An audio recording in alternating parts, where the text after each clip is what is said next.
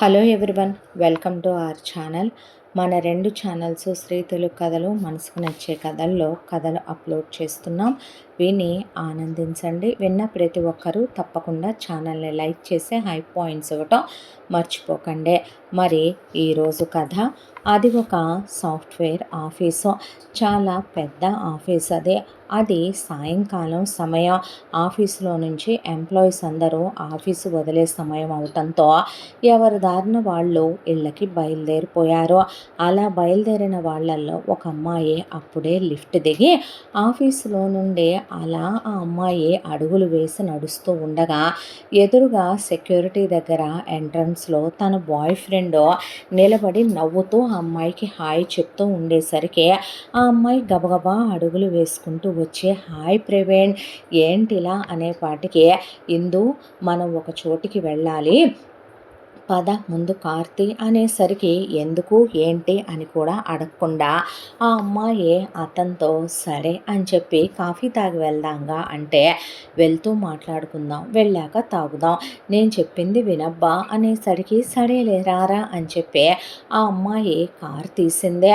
అతను ఆ అమ్మాయి పక్క సీట్లో కూర్చుంటే, ఆ అమ్మాయి డ్రైవింగ్ సీట్లో కూర్చుంటే అతను ఆ అమ్మాయికి ఫోన్లో ఒక లొకేషన్ ఆన్ చేసి ఆ అమ్మాయి ఎదురుగా పెట్టి, ఈ లొకేషన్కి వెళ్ళాలి ఇందు అనేసరికి ఆ అమ్మాయి కారు అటుగా పోనిస్తూ ఉండగా, ఇంతకీ ఏంటి ప్రవీణ్ సడన్గా ఆఫీస్ దగ్గరికి ఈ రాక, ఎక్కడికి వెళుతున్నాం మనం, ఎవరిది ఈ అడ్రస్ అని చెప్పి ఆ అమ్మాయి అడిగేసరికి, నా గురించి నీకు మన ప్రేమలో నేను చెప్పాల్సిన ముఖ్యమైనటువంటి విషయం నేను చెప్పనే లేదు ఇందు అనేసరికి, ఏ నా దగ్గర కూడా దాచేసావా అనేసరికి, అలా కాదులే కానీ ఒకసారి నేను చెప్పేది వినొచ్చుగా అని ప్రవీణ్ చెప్పడం మొదలుపెట్టాడు.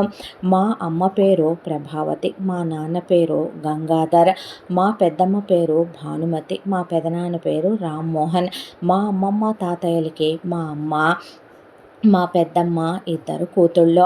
మా పెదనాన్న రామ్మోహన్ వాళ్ళు బాగా డబ్బున్న వాళ్ళు. మా పెద్దమ్మది అరేంజ్డ్ మ్యారేజే. మా పెదనాన్నకి ఇచ్చి మా పెద్దమ్మని పెళ్లి జరిపించేశారు. వాళ్ళిద్దరూ హ్యాపీగా లవబుల్గా ఉంటారు. మా పెద్దమ్మకి ఇవ్వాల్సిన కట్న కానుకలు ఇచ్చేసి పెళ్లి చేసేశారు మా పెద్దమ్మకి మా పెదనాన్నతో. మా పెదనాన్న కట్నాలు ఆశించి మా పెద్దమ్మని చేసుకోలేదు, కానీ స్త్రీధనంగా మా అమ్మమ్మ తాతయ్య పెట్టారు, సేమ్ క్యాస్ట్. పైగా మా పెదనాన్న బాగా డబ్బున్న వాళ్ళు.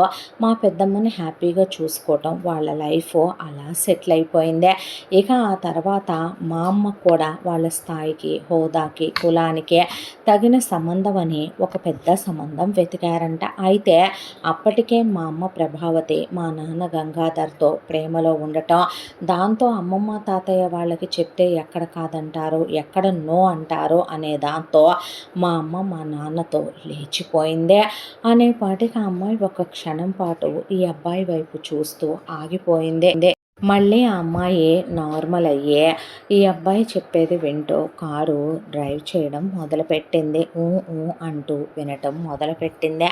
ఆ తర్వాత అమ్మని తీసుకుని నాన్న వెళ్ళి పెళ్లి చేసుకున్నాడు. అమ్మనేమి అమ్మమ్మ తాతయ్య వాళ్ళు ఒప్పుకోరు అని అమ్మ భయపడింది. అంటే నాన్న వాళ్ళ అమ్మ నాన్న ఏదో ఒప్పేసుకున్నారని కాదు, మా నానమ్మ తాతయ్య కూడా అమ్మని యాక్సెప్ట్ చేయలేదు. దాంతోనే అమ్మని తీసుకొని నాన్న బయటికి రాక తప్పలేదు. ఇక మా నాన్న విషయానికి వస్తే, నాన్న బయటెక్కడ ఉద్యోగం చేయడు, చదువుకున్న వర్క్ చేయటం ఆయనకి నచ్చదు. ఏమీ లేదు ఇందు, వర్క్ చేసే ప్లేస్ ఆయనకి నచ్చినట్టు ఉండాలంటారు, అక్కడ వాళ్ళు ఆయన చెప్పినట్టు వినాలంటారు.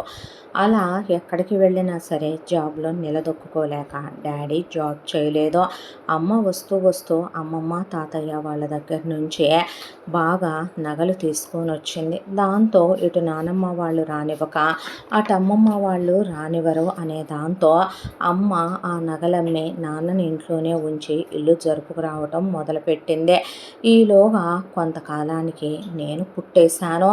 నేను పుట్టిన తర్వాత నాకు ఒక 2 సంవత్సరాలు అలా వయసున్నప్పుడు మా అమ్మమ్మ తాతయ్య పోయాడని తెలిసి, అప్పటికే మా అమ్మ దగ్గర ఉన్న నగలు కాస్త కరిగిపోయి డబ్బులన్నీ అయిపోయినాయి. దాంతో మా అమ్మకు రావాల్సిన వాటా తెచ్చుకుందామని వెళ్ళేసరికి అక్కడ చావు కబురు చల్లగా తెలిసిన విషయం ఏంటంటే మా అమ్మ మా నాన్నతో లేచిపోయిందని, వాళ్ళు చూసిన సంబంధం కాదందని, వాళ్ళ పరువు తీసేసిందనే దాంతో మా అమ్మమ్మ తాతయ్య మా అమ్మకు పెట్టాల్సిన వాటా మొత్తం అనాథాశ్రమానికి రాసేసి వాళ్ళిద్దరు పుణ్య దంపతులు ఒకేసారి పోయారు అనే దాంతో మా అమ్మ నన్ను పెట్టుకొని ఏడుస్తూ కూర్చుండిపోయింది. అక్కడ మా అమ్మమ్మ తాతయ్య వాళ్ళ అంత్యక్రియలన్నీ మా పెదనాన్న రామ్మోహన్ గారి చేతుల మీదుగానే జరిపించేశాడు. మా అమ్మ దగ్గరకు వచ్చి ఎందుకే బాధపడుతున్నావు ప్రభా అని అడిగేసరికి అక్క అని ఏం మిగిలింది చెప్పు ఇప్పుడు అనే వారిని నమ్మి నేను ప్రేమించి పెళ్లి చేసుకొని వెళ్ళాననే వారికి బయట వాళ్ళ దగ్గర ఉద్యోగాలు చేయటం అక్కడ వర్క్ ప్లేస్ నచ్చక ఆయన చెయ్యట్లేదని ఎత్తుకెళ్ళిన నగలతో ఇప్పుడు దాకా జరుపుకుంటూ వచ్చానని పిల్లాడు 2 ఏళ్ల వాడయ్యాడని ఇప్పుడు పిల్లాడు పెరిగి పెద్దాడవుతాడు రేపు వాడిని స్కూల్లో వేసుకోవాలి ఏం చేయాలో ఏంటో అత్తింటి వాళ్ళు రానివ్వలేదు ఎలా బ్రతకాలో అర్థం కావట్లేదని మా పెద్దమ్మను పట్టుకొని మా అమ్మ వెక్కిళ్ళు పెట్టి ఏడ్చేసి అక్క నువ్వన్నా ఏదైనా దారి చూపించు నీ కాళ్ళు పట్టుకుంటానని నన్ను మా పెద్దమ్మ కాళ్ళ మీద పడేసే మా అమ్మ కాళ్ళు పట్టేసుకొని ఏడ్చేసింది. దాంతో మా పెద్దమ్మ చాలా మంచిదే, మా పెద్దమ్మ మనసు మంచిది, మా పెదనాన్న ఇంకా మంచోడు, భార్య మాట కాదనే మనిషి కాదు. దాంతో మా పెద్దమ్మ మిమ్మల్ని ఎప్పుడూ ఏమీ అడగలేదండి, నేనేమడిగినా మీరు కాదనని వారని తెలుసు. మా చెల్లెలు పరిస్థితి ఇలా అగమ్యగోచరంగా ఉందే, ఇప్పటికిప్పుడు చంటి బిడ్డను పెట్టుకొని వీధుల్లోకి వెళ్ళి ఎలా బ్రతుకుతుంది చెప్పండి. మా అమ్మ నాన్న చేసిందే అమాయకత్వం అనాలా, తొందరపాటు అనాలా, పిచ్చి పని అనాలా, కంగారు పడిపోయి మా అమ్మ నాన్నలు ఎంత పని చేశారో చూడండి. దానికి రావాల్సిందేదో దానికి ఇచ్చేస్తే పోను కదా, ఎత్తుకెళ్ళి అనాథాశ్రమం పాలు చేసి పోయారు. పోయిన నా తల్లిదండ్రుల్ని నేనేమీ అనుకోలేను, దయచేసి వాళ్ళకి ఏదో దారి చూపించండి, మన ఇంట్లో ఏమీ ఉంచుకోవద్దు, కాకపోతే వాళ్ళకంటూ తన మొగుడికి ఏదైనా ఉద్యోగం ఇచ్చి ఓ దారి చేయండి అని అడిగితే మా పెదనాన్న మా పెద్దమ్మ మాట కాదండో. దాంతో నువ్వు అడిగితే నేను కాదంటానా భాను అని చెప్పి మా పెదనాన్న వాళ్ళకి ఒక 5-6 వ్యాపారాలు ఉన్నాయి, పెద్ద పెద్ద కంపెనీలు ఫ్యాక్టరీలు ఉన్నాయి. దాంతో మా పెదనాన్న మా నాన్నని రమ్మనమని చాలా పెద్ద పోస్టే ఉద్యోగం ఆఫర్ చేశాడు. మా నాన్న కరెక్ట్గా ఒక 4-5 రోజులు వెళ్ళిన తర్వాత మా అమ్మతో నేను వెళ్ళనని, నేను అక్కడ ఉండలేకపోతున్నానని, అక్కడ వర్క్ ప్లేస్ నాకు నచ్చలేదని, అక్కడ ఎండీలు సిఈఓలు చైర్మన్లు డైరెక్టర్లే నిర్ణయాలు తీసుకుంటారంట అని, అక్కడ మిగతా వాళ్ళకి ఫ్రీడమ్ లేదు అని, నాకు ఆ వర్క్ ప్లేస్ నచ్చలేదన్నాడు.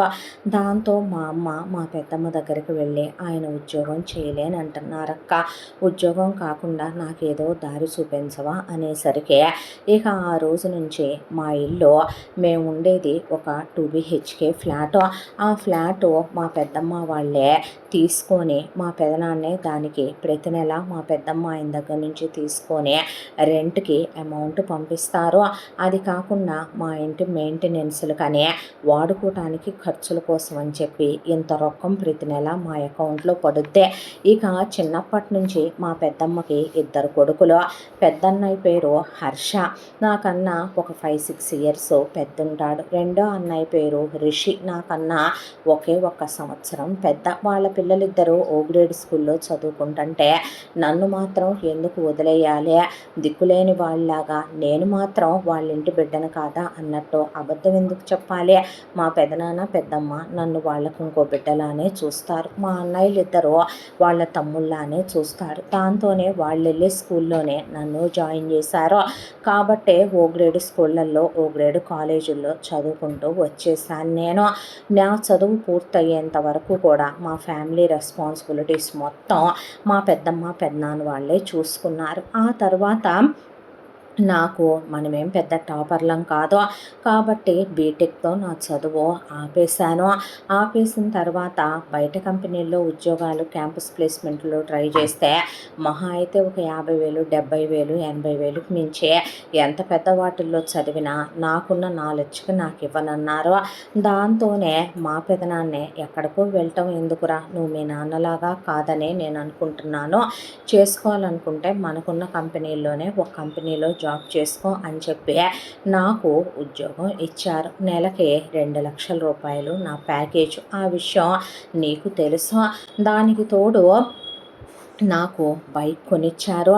దాంతోపాటు నన్ను వాళ్ళ ఇంట్లో వాళ్ళ కొడుకులానే చూస్తారు ఇప్పటికి కూడాను. ఆ విషయంలో అయితే మాకొచ్చిన లోటుపాట్లు ఏమీ లేవు. ఇప్పటికీ మా అమ్మ నాన్న నేను ఎప్పుడు వెళ్ళినా కూడా మా పెద్దమ్మ భోంచేసి వెళ్ళమంటది. మా అన్నయ్య వాళ్ళకి బట్టలు కొనేటప్పుడు ఇప్పటికీ నాకు బట్టలు కొంటూనే ఉంటారు. మా పెద్దమ్మ తనతో పాటు మా అమ్మకి, మా పెదనాన్న కొనుక్కునేటప్పుడు మా నాన్నకి తెమ్మనమని తెప్పించి ఇస్తూనే ఉంటారు.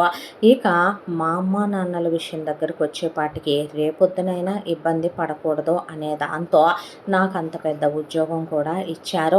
ఇక మన విషయం తెలుసు కదా, మన ఇద్దరి పరిచయం, మన ఇద్దరి ప్రేమ. దాంతోనే మనకి పెళ్లి వయసు వచ్చేసింది కదా ఇందు. నాకు 28 ఏళ్ళు. నాకన్నా కొన్ని నెలలే నువ్వు కూడా పెద్దదానివి. మన ఇద్దరం పెళ్లి చేసుకుందాం అనుకుంటున్నాం కదా. ఇక మన పెళ్లి విషయం దగ్గరకు వచ్చేపాటికే ఇప్పుడు చుట్టాలు పక్కాలు అని చెప్పి మొత్తాన్ని కలిపి పిలిస్తే ఒక 2,000 మంది పైనే వస్తారు. అంతమందికి ఎంగేజ్మెంట్ ఖర్చులు, పెళ్లి ఖర్చులు, వీడియోలు, ఫోటోలు, ఫోటోషూట్లు, మెహందీలు, హల్దీలు, సంగీతులంటే మనకు కూడా బాగా పెళ్లి చేసుకోవాలనే ఉంటుంది కదా. ఇవన్నీ కలిపి ఇప్పుడు నా జేబులో డబ్బులు పెట్టుకొని ఖర్చు పెట్టుకోవాలి అంటే తడిచి మోపెడవుతాయి. పైగా మన దగ్గర అంత భారీ బడ్జెట్లు కూడా లేవు. కాబట్టి మా పెద్దన్నయ్యకి ఎటు పెళ్ళైపోయింది. పెద్ద వదిన పేరు సువర్ణ. వాళ్ళకు పాప బాబు కూడా దీప, హేమంత్. పిల్లలు స్కూళ్ళకు కూడా వెళ్తున్నారు. మా అన్నయ్య వాళ్ళు ఇద్దరు ఎవరిని ప్రేమించలేదు. కాబట్టి మా పెద్ద వదినతో పెద్దన్నయ్యదే అరేంజ్డ్ మ్యారేజే. మా పెద్ద వదిన హౌస్ వైఫే.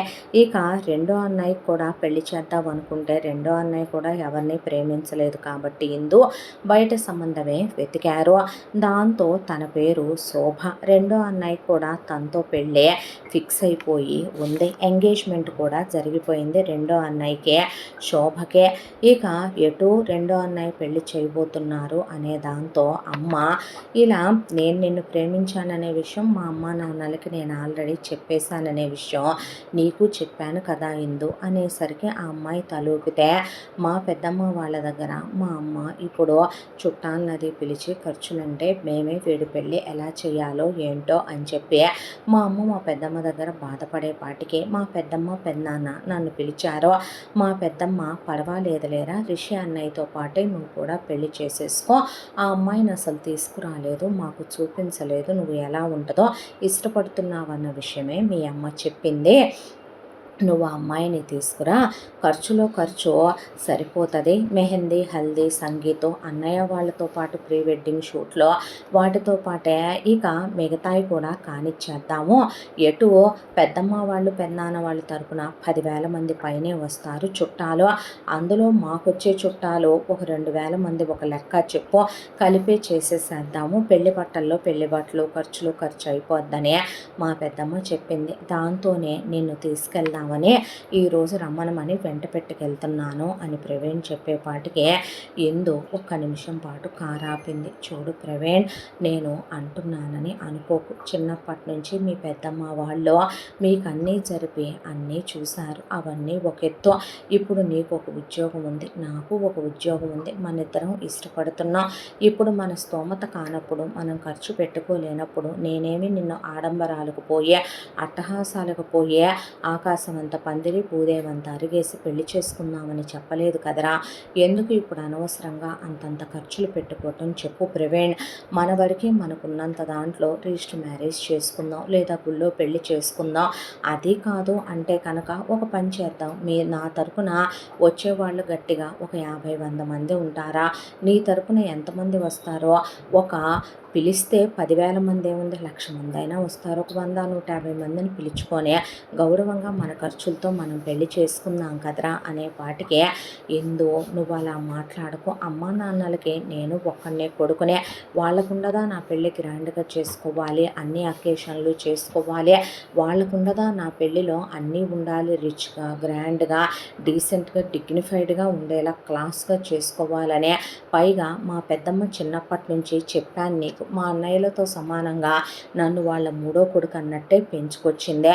తన చేతుల మీదుగా నా పెళ్లి జరగాలని మా పెద్దమ్మ కోరుకుందే. మా పెద్దమ్మ కోరికనే నెరవేర్చడం నా ధర్మం కదా. ఇన్నాళ్ళు వాళ్ళు నన్ను పెంచినందుకు నేను వాళ్ళకి ఏమిచ్చి రుణం తీర్చుకోగలని చెప్పు. ఎప్పటికీ కూడా వాళ్ళే చూసుకుంటామన్నప్పుడు కాదంటే ఫీల్ అవ్వరా? ఎలాగైనా నా రుణాన్ని తీర్చుకోనివ్వు. మా పెద్దమ్మ ముచ్చట పడుతుంది నా పెళ్లి చెయ్యాలనే. ఇంకేం మాట్లాడకు ప్లీజ్ నువ్వు అనే పాటికే సరే ఇక ఎందు ప్రవీణ్ మాటలకే ఏం మాట్లాడకుండా మౌనంగా ఉండిపోయి సరే నీ ఇష్టం అనేసిందే. ఆ తర్వాత వీళ్ళు ఇలా మాట్లాడుకుంటూనే వచ్చింది అని ఎందు అనేసరికి దాదా అని చెప్పే సెక్యూరిటీకి చెయ్యి ఊపేపాటికి ఈ అబ్బాయి గేట్లు ఓపెన్ చేశారు. లోపలికి వెళ్తే చాలా పెద్ద ఇల్లు. ఇల్లు చూసావా ఇందు, చాలా పెద్దగా ఉంటుంది, 5 ఫ్లోర్స్ మా పెద్దమ్మ వాళ్ళ ఇల్లు అనేసరికి ఆ అమ్మాయి మౌనంగా అనేసి వదిలేసింది. బయట చాలా పెద్ద గార్డెను, ఖరీదైన కార్లు, బైకులు, బయట పని వాళ్ళు తీసుకెళ్ళింది ఈవినింగ్ టైమే కాబట్టి బయట సెక్యూరిటీ వాళ్ళు, సర్వెంట్ క్వార్టర్స్ ఒకవైపున, ఇంటి ముందు చాలా పెద్ద పెద్ద ఖరీదైనటువంటి కుండీలు, అందంగా చెక్కిన నగిషేలతో దగద్దాయమానంగా ఉంది ఇల్లు. దాంతోనే ఈ అమ్మాయి కారు దిగి లాక్ చేస్తే చెయ్యి పట్టుకొని రాయిందు అని చెప్పి కింద నుంచి ఎంట్రన్స్ దగ్గరికి పైకి ఒక 10-12 మెట్లు ఉంటే ఆ అమ్మాయి పైకి వెళ్ళి అలా హాల్లోకి అడుగు పెట్టబోతుంటే కుడికాలు పెట్టనేసరికి ఊరుకో ప్రవీణ్, ఇదేమైనా మీ ఇల్లా నా అత్తారిల్లా అనేసరికి అదేంటి మా పెద్దమ్మ కూడా నీకు పెద్ద అత్తయ్యగా అవుతుంది, అలా మాట్లాడతావు, అత్తగారిల్లే అనుకో, నీ సొంత అత్తగారిల్లు అయితే ఎలా ఉంటావో అలాగే ఉండాలి కదా ఇందు అని సడేలే అని కుడికాలు పెట్టి అమ్మాయి లోపలికి వచ్చేసరికి హాల్లో సోఫాలో ఒక యూ షేప్లో వేసున్నాయి. అందులో వరుసగా చాలామంది కూర్చొని ఉన్నారు. ఆ అమ్మాయికి కొంచెం ఇబ్బందిగా, వాళ్ళందరినీ చూస్తుంటే బిడియంగా టెన్షన్గా అనిపించింది. కంగారు పడకు, అందరూ ఒకే దగ్గర ఉన్నారు, హ్యాపీ, అందరినీ నీకు ఒకేసారి పరిచయం చేయొచ్చు, నిన్ను అందరికీ ఒకేసారి చూపించేసినట్టుగా ఉంటుంది అని చెప్పి ఆ అమ్మాయి చేపట్టుకొని ఈ అబ్బాయి లోపలికి తీసుకొస్తూ ఉంటే ఆ అంతట్లో ఒక అబ్బాయి ఈ అమ్మాయి వైపు కన్ను ఆర్పకుండా అలా ఈ అమ్మాయి నడుస్తూ వస్తున్నప్పుడే ఈ అమ్మాయి చెప్పులిప్పి వచ్చేసరికి ఈ అమ్మాయి కాళ్ళ దగ్గర నుంచే ఈ అమ్మాయి తల వెంట్రుకల వరకు ఒకే లుక్లో కింద నుంచి పైకి చూస్తూ అలా ఉండిపోయాడు ఆ అబ్బాయే. ప్రవీణు ఇందుని రమ్మనమని తీసుకెళ్ళి వాళ్ళందరి మధ్యలో నుంచోపెట్టేసరికి పెద్దమ్మ పెదనాన్న అడిగారుగా నేను ప్రేమించే అమ్మాయిని తీసుకురమ్మనమని, తనే నేను ప్రేమించే అమ్మాయే, నేను పెళ్లి చేసుకోవాలనుకుంటున్న అమ్మాయి, తన పేరే ఇందు అనేసరికి ఆ అమ్మాయి అలా చూస్తూ అందరికీ కలిపి నమస్తే అండి అని ఒకటే నమస్కారం పెట్టేపాటికి నమస్తే అమ్మ అన్న తర్వాత ఇక నేను మీకు తన గురించి చెప్తాను, ఎందుకే నా అనేవాళ్ళు ఎవ్వరూ లేరు అని ఆ అమ్మాయి వైపు చూసేసరికి నేను ఆర్ఫన్లో పెరిగానండి, నేను అని చెప్పబోతే తను ఒక అనాథ, తనకి అమ్మా నాన్నలు లేరు అని చెప్పి తనే చెప్పడం మొదలుపెట్టాడు ప్రవీణ్. అంటే ఒక రోజున పెదనాన్న నన్ను ఆఫీసులో మీటింగ్ ఉంది, కొంచెం ఎర్లీగా రారా ప్రవీణ్ అని చెప్పారు. ఆ రోజు నేను బయలుదేరి వెళ్ళేటప్పుడు నాకు నా బండి ఉన్నట్టుండి ట్రబుల్ ఇచ్చింది. దాంతో రోడ్డు మీద ఎవరిని అడిగినా సరే ఎవ్వరూ లిఫ్ట్ ఇవ్వలేదు. ఒకవైపున మార్నింగ్ టైము, మరొక వైపు వర్షం. దాంతో దేవతలాగా ఆ రోజు ఇందో నాకు లిఫ్ట్ ఇచ్చింది. అలా మొదలైన మా పరిచయం, ప్రేమ ఆ తర్వాత పెళ్లి దాకా వచ్చేసిందే అని చెప్పి ప్రవీణ్ చెప్తూ ఇందు కూడా ఇక్కడే ఈ కంపెనీలో జాబ్ చేసుకుంటుందే అని చెప్పుకొచ్చాడు ప్రవీణ్. చెప్పుకొచ్చేసరికి అక్కడ ఉన్న ఒక ఆవిడ అనాథ అని తనెందుకురా అనుకోవాలి, మనందరం లేమా ప్రవీణ్, మన ఫ్యామిలీ తన ఫ్యామిలీ కాదా, తను మన ఫ్యామిలీలో ఒకటి కాదా అనే పాటికే అక్కడున్న ఒక పెద్ద ఆయన మనం అనుకుంటే అందరూ మనవాళ్ళేరా ప్రవీణ్, మనం పరాయి వాళ్ళు అనుకుంటేనే ఎవరికి ఎవరు ఏమీ కారు అనే పాటికే ఆ అమ్మాయి వాళ్ళిద్దరి వైపు అలా చూసిందే.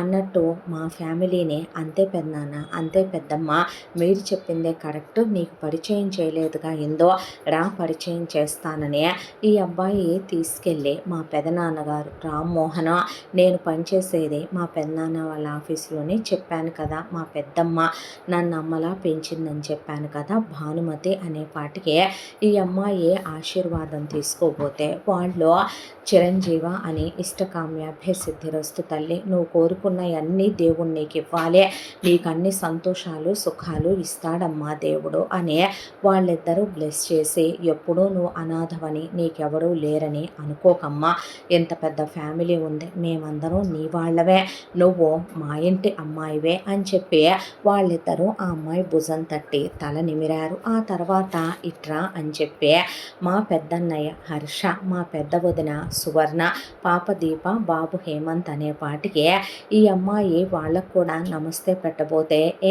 నాకు నమస్తే ఏమీ వద్దని ఈ అబ్బాయి వాళ్ళ పెద్దన్నయ్య వదిన లేచి నిలబడి హాయ్ అని చెప్పి వాళ్ళు హలో అన్నారు. ఈ అమ్మాయి కూడా హాయ్ అనే వాళ్ళకి పిల్లలిద్దరిని హలో అంటే పిల్లలిద్దరూ హాయ్ అని చెయ్యూపి కూర్చున్నారు.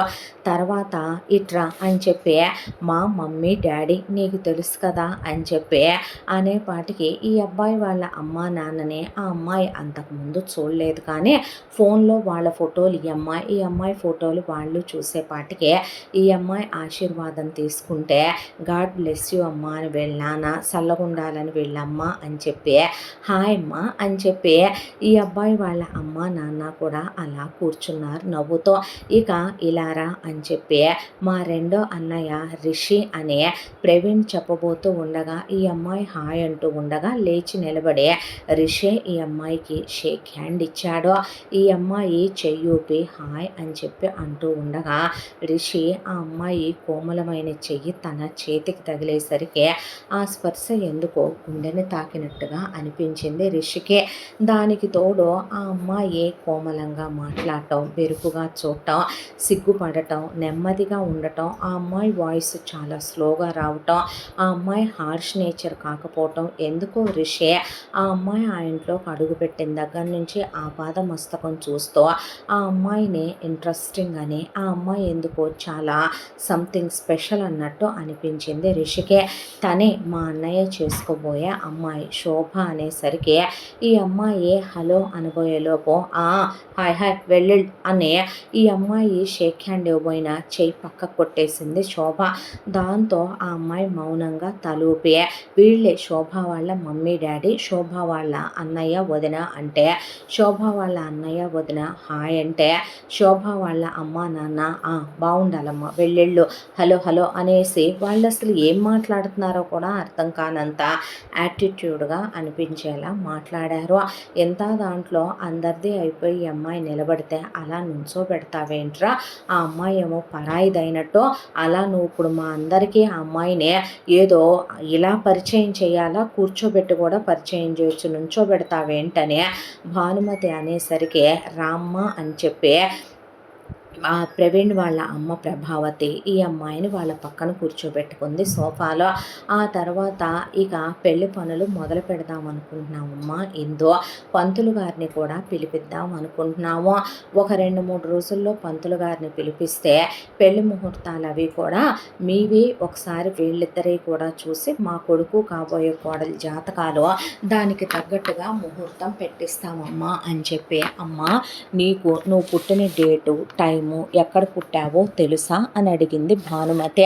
అడిగితే తెలుసండి అంటే అండి ఏంటమ్మా అత్తయ్య అను ఆంటీ అను పిలువంటే తెలుసా అంటే అనేపాటికి కన్యాదానం ఎవరు చెయ్యాలి అని చెప్పి నువ్వేమీ టెన్షన్ పడకమ్మా, మా వాళ్ళల్లో నీకు తండ్రి వరుస అయ్యే బంధువులు చాలామంది ఉన్నారు, వాళ్ళల్లో ఎవరో ఒకళ్ళు వచ్చి చేస్తారంటే పర్వాలేదా అంటే ఆశ్రమంలో ఉండే బామ్మ తాతయ్యే నన్ను చిన్నప్పటి నుంచి చాలా ప్రేమగా పెంచారో, నా విషయంలో కన్యాదానం చేయాలన్న కోరిక వాళ్ళకుండిపోయిందే, వాళ్ళే నా తరపున వచ్చి చేయిస్తారు అనేసరికి మంచిది, ఇంకేమ్మా పెద్దవాళ్ళ చేతుల మీదుగా జరిపించుకుంటే అంతకన్నా కావలసిందే ఉంది, ఆ బంధం విడిపోనంత గట్టిగా ఉంటదే, నీకు ముందు నేను తరాల్ని చూసిన వాళ్ళే కదా వాళ్ళు అనేపాటికి ఈ అమ్మాయి అవునన్నట్టు మాట్లాడుతూ ఉండేసరికి, ఈ అమ్మాయి ఏ కంపెనీలో పనిచేస్తుంది అని చెప్పి, ఏం చదువుకున్నావు అని చెప్పి ఇలా వీళ్ళు మాట్లాడుతూ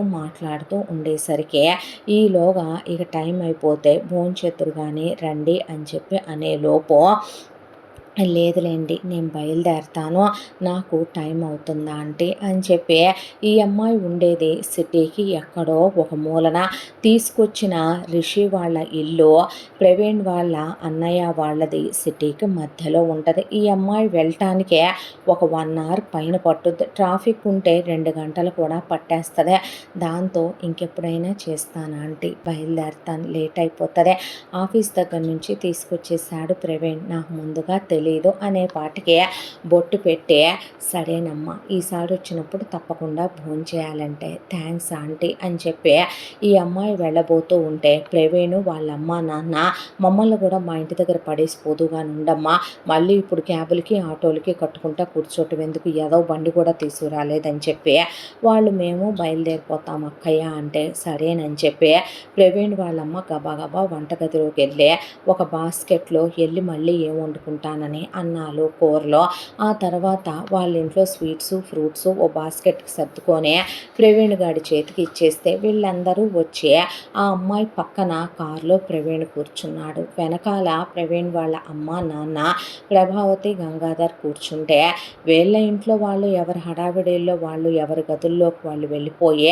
ఎవరి మాటల్లో వాళ్ళు మునిగిపోతే, రిషి కాళ్ళు తెలియకుండానే ఎంట్రన్స్ దగ్గరికి వెళ్ళి అక్కడి నుంచి బయటకు వెళ్ళి ఈ అమ్మాయి పక్కన ప్రవీణ్ కూర్చోటం, ఈ అమ్మాయి నవ్వుతూ కార్ని రివర్స్ చేయటం, ఆ తర్వాత ప్రవీణ్ వాళ్ళ అమ్మ నాన్న మాట్లాడుతుంటే వాళ్ళతో చాలా పొలైట్గా మాట్లాడుతూ ఈ అమ్మాయి కారులో వెళ్ళేటప్పుడు చాలా ఫాస్ట్గా రిషి పైకి వెళ్ళి పైన టెర్రస్ మీద వీళ్ళ స్ట్రీట్ దాటి హైవే ఎక్కేంత వరకు చాలా క్లియర్గా కనపడతారు మనుషులు కారులో. ఆ అమ్మాయి వైపు అలా అతని కళ్ళు చూస్తూనే ఆ అమ్మాయి అలా హైవే ఎక్కిచ్చేసి కారు వెళ్ళిపోయింది. ఆ తర్వాత నుంచి వీళ్ళ ఇంట్లో ఇక వీళ్ళ పెళ్ళికి ముహూర్తాల టైం అంటూ వచ్చిందే, వచ్చేపాటికి పంతులు గారిని పిలిపించి జాతకాలు చూపించాలి అనే దాంతో ప్రవీణు అనేపాటికి ప్రవీణు వాళ్ళ అమ్మ నాన్నని తీసుకురమ్మనమంటే వచ్చేసాడు. వచ్చాక అమ్మాయిని రమ్మనలేదురా అనేపాటికి, అయ్యో మర్చిపోయాను పెద్దమ్మ అని ఎందుకు ఫోన్ చేస్తే, ఇప్పుడే ఇంటికి వచ్చాను ప్రవీణ్, ఒక 1/2 అవర్ అయింది నేను వచ్చే, బయలుదేరి వస్తున్నానని చెప్పి ఎప్పుడో 6:30కి చెప్తే, ఇందు వీళ్ళింటికి వచ్చేపాటికి 8:30 9 అయిపోయిందే. ఇక వీళ్ళిద్దరి జాతకాలు చూసే పంతులు గారు ఒకసారి నేను మళ్ళీ కూడా మా పెద్ద స్వామి కూడా ఉన్నారమ్మా కనుక్కొని వస్తానని చెప్పి పంతులు గారు మళ్ళీ వచ్చినప్పుడు కూడా ఇందు వచ్చేపాటికి చాలా లేట్ అయిపోయింది. దాంతో ఆయన వాళ్ళిద్దరి జాతకాలు వీళ్ళిద్దరి జాతకాలు బాగానే ఉన్నాయండి అని చెప్పి ఆయన ముహూర్తాలు పెట్టేద్దాము అని చెప్పి ఒకే పెళ్లి ముహూర్తానికి ఒకే టైంకి వీళ్ళిద్దరి పెళ్ళిళ్ళకి కూడా రిషికి శోభకి అలాగే ప్రవీణ్కి ఇందుకి ముహూర్తాలు పెట్టేసి ఆయన లగ్నపత్రిక రాసి ఇచ్చేశాడు. ఇచ్చిన తర్వాత ఇంకా మరి వీళ్ళిద్దరికీ ఎంగేజ్మెంట్ చెయ్యొద్దు అని భానుమతి అనేసరికి, ఇంకెందుకులే అక్కయ్య ఎంగేజ్మెంట్, పెళ్ళిలోనే కానిచ్చేద్దాంలే అని చెప్పి అని, ఏమ్మా ఏమంటావని ప్రభావతి గంగాధర్ అంటే, ఆ అమ్మాయి అంటానికి ఏముంది, ఆ అమ్మాయి తరపున ఎవరున్నారని ఏదైనా అంటానికే, దాంతో మీ ఇష్టం అని చెప్పేసి తల ఊపేసింది ఈ అమ్మాయి. అయితే ఇందు ఆ తర్వాత కూడా ఏదో పెళ్లి పనులు ఉన్నాయి అని చెప్పి శుభలేఖల సెలక్షన్ దగ్గర, నేను సెలెక్ట్ చేసేస్తాలే పెద్దమ్మ అంటే, నోరు మూయి చాలే కానీ నువ్వు సెలెక్ట్ చేయటం ఏంట్రా, ఆ అమ్మాయిని పిలవద్దా, వాళ్ళ తరపున ఎన్ని కార్డులు కొట్టించాలో అడగొద్దా, ఆ అమ్మాయికి ఎవరూ లేరనే దాంతో మనం మన ఇష్టం వచ్చినట్టు చేద్దామంటాం, సంస్కారం కాదురా అని రామ్మోహన్ గారు అనేపాటికి, మీరన్న అనుకోవద్దు నేను పిలుస్తాను ఇందునని, ఇందు వచ్చేపాటికి టైం మళ్ళీ నైట్ 9 అయిపోయిందే. దాంతోనే ఇందు రావటం, ఇందు సెలెక్ట్ చేయటం 11 దాకా అయిపోయింది. అక్కడి నుంచి ఒక ఆడపిల్ల తిరిగి వెళ్ళటం అంటే మళ్ళీ ఏ 1 గంటో 2 అయిపోద్దనే దాంతో ఈ అబ్బాయి వాళ్ళ పెద్దమ్మ ఇందు ఎందుకమ్మా ఇటు అటు ఇటు అటు తిరగటం, ఇక నుంచి అన్ని పెళ్లి పనులు మన ఇంటి దగ్గర నుంచి మొదలుపెట్టి చెయ్యాలి. ఇప్పుడు ఇక్కడి నుంచి ఎన్నిటికని తిరుగుతావు, ఎన్నిటికని వచ్చి వెళ్తావో అదేదో రేపొద్దుట వచ్చి ఇక్కడే ఉండిపోరాదా అమ్మా, మాతో పాటు ఇక్కడే ఉన్నట్టుంటుంది. ప్రవీణ్ వాళ్ళు రావటం దగ్గరే, వాడు వాళ్ళ అమ్మా నాన్నని తీసుకొని గబాలను వచ్చేస్తాడు ఒక అరగంటలో. ఆడపిల్లవి ఎప్పుడు పడితే అప్పుడు వచ్చి ఎప్పుడు పడితే అప్పుడు వెళ్ళటం మంచిది కాదనే పాటికి ఈ అమ్మాయి వెనక ముందు ఆలోచిస్తుంటే, పోనీ మా ఇంట్లో ఉంటుందిలే అక్క అంది ప్రభావతి. ఎక్కడా ఉండేది, నీకుంది 2 BHK ఇల్లు, ఆ ఇంట్లో ఒక బెడ్రూమ్లో నువ్వు మీ ఆయనతో ఉండాలి, నువ్వు అసలు మీ ఆయన్ని వదిలి ఉండవు, నీ కొడుకు బెడ్రూమ్ సరిపోద్ది, పెళ్లి కాకముందు అమ్మాయిని అబ్బాయిని ఒకే గదిలో పడుకోబెడతావా ఏంటే, అలాగని కాబోయే కోడల్ని హాల్లో పడుకోబెడతావా, పోనీ మీ మూడు పెళ్ళాలు హాల్లో ఉంటారా అంటే ఆయన ఉండరక్క నేనున్నా అనేసింది ప్రభావతి. కదా మా ఇంట్లో ఎంత పెద్ద లంకంత ఇల్లు నాదే, మిగతా రూములన్నీ ఖాళీగానే ఉన్నాయి, ఉంటదిలే ఇక్కడ ఉండనివ్వు, ఏమైంది అనేపాటికి ఏమైంది అక్కయ్య ఉంటదిలే ఇక్కడ ఉండిపోయిందో అనేసింది ప్రభావతి. అనేసరికి ఉండు పర్లేదు అని ప్రవీణ్ కూడా అన్నాక, సరే ఆంటీ వస్తానులేండి అని చెప్పి ఈ అమ్మాయి అనేసరికి రిషి కళ్ళు ఈ అమ్మాయి వైపే చూస్తూ, ఈ అమ్మాయి మాటలు వచ్చినప్పుడల్లా ఈ అమ్మాయి వేసుకునే డ్రెస్సులో, ఆ అమ్మాయి చాలా సింపుల్గా చాలా నార్మల్గా ఉన్నా సరే ఆ అమ్మాయి లాంగ్ హెయిర్, ఈ అమ్మాయి హైట్ ఉంటుంది, దాంతో ఈ అమ్మాయి ఫ్లాట్సే వేస్తుంది చెప్పులు, ఈ అమ్మాయి కలర్ కూడా ఉండదు, చామన ఛాయ పెద్ద కళ్ళు, కానీ చూడటానికి చాలా అట్రాక్టివ్గా ఉండే ఫిగర్లా అనిపిస్తుంది. ఈ అమ్మాయి చాలా సింపుల్గా ఉన్నా ఎందుకో కొంతమందిని మనం వెనక్కి తిరిగి మళ్ళీ మళ్ళీ మళ్ళీ మళ్ళీ చూడాలన్నట్టు, వాళ్ళ ఫేస్లో ఏదో ఆకర్షణ శక్తి ఉన్నట్టు, మనం అనుకోకుండా వాళ్ళు మనకేం కాకపోతేనే 10 సార్లు చూస్తాం వెనక్కి తిరిగే, అలా ఆ అమ్మాయిలో ఏదో ఉంది తెలియని మ్యాజిక్ అన్నట్టు.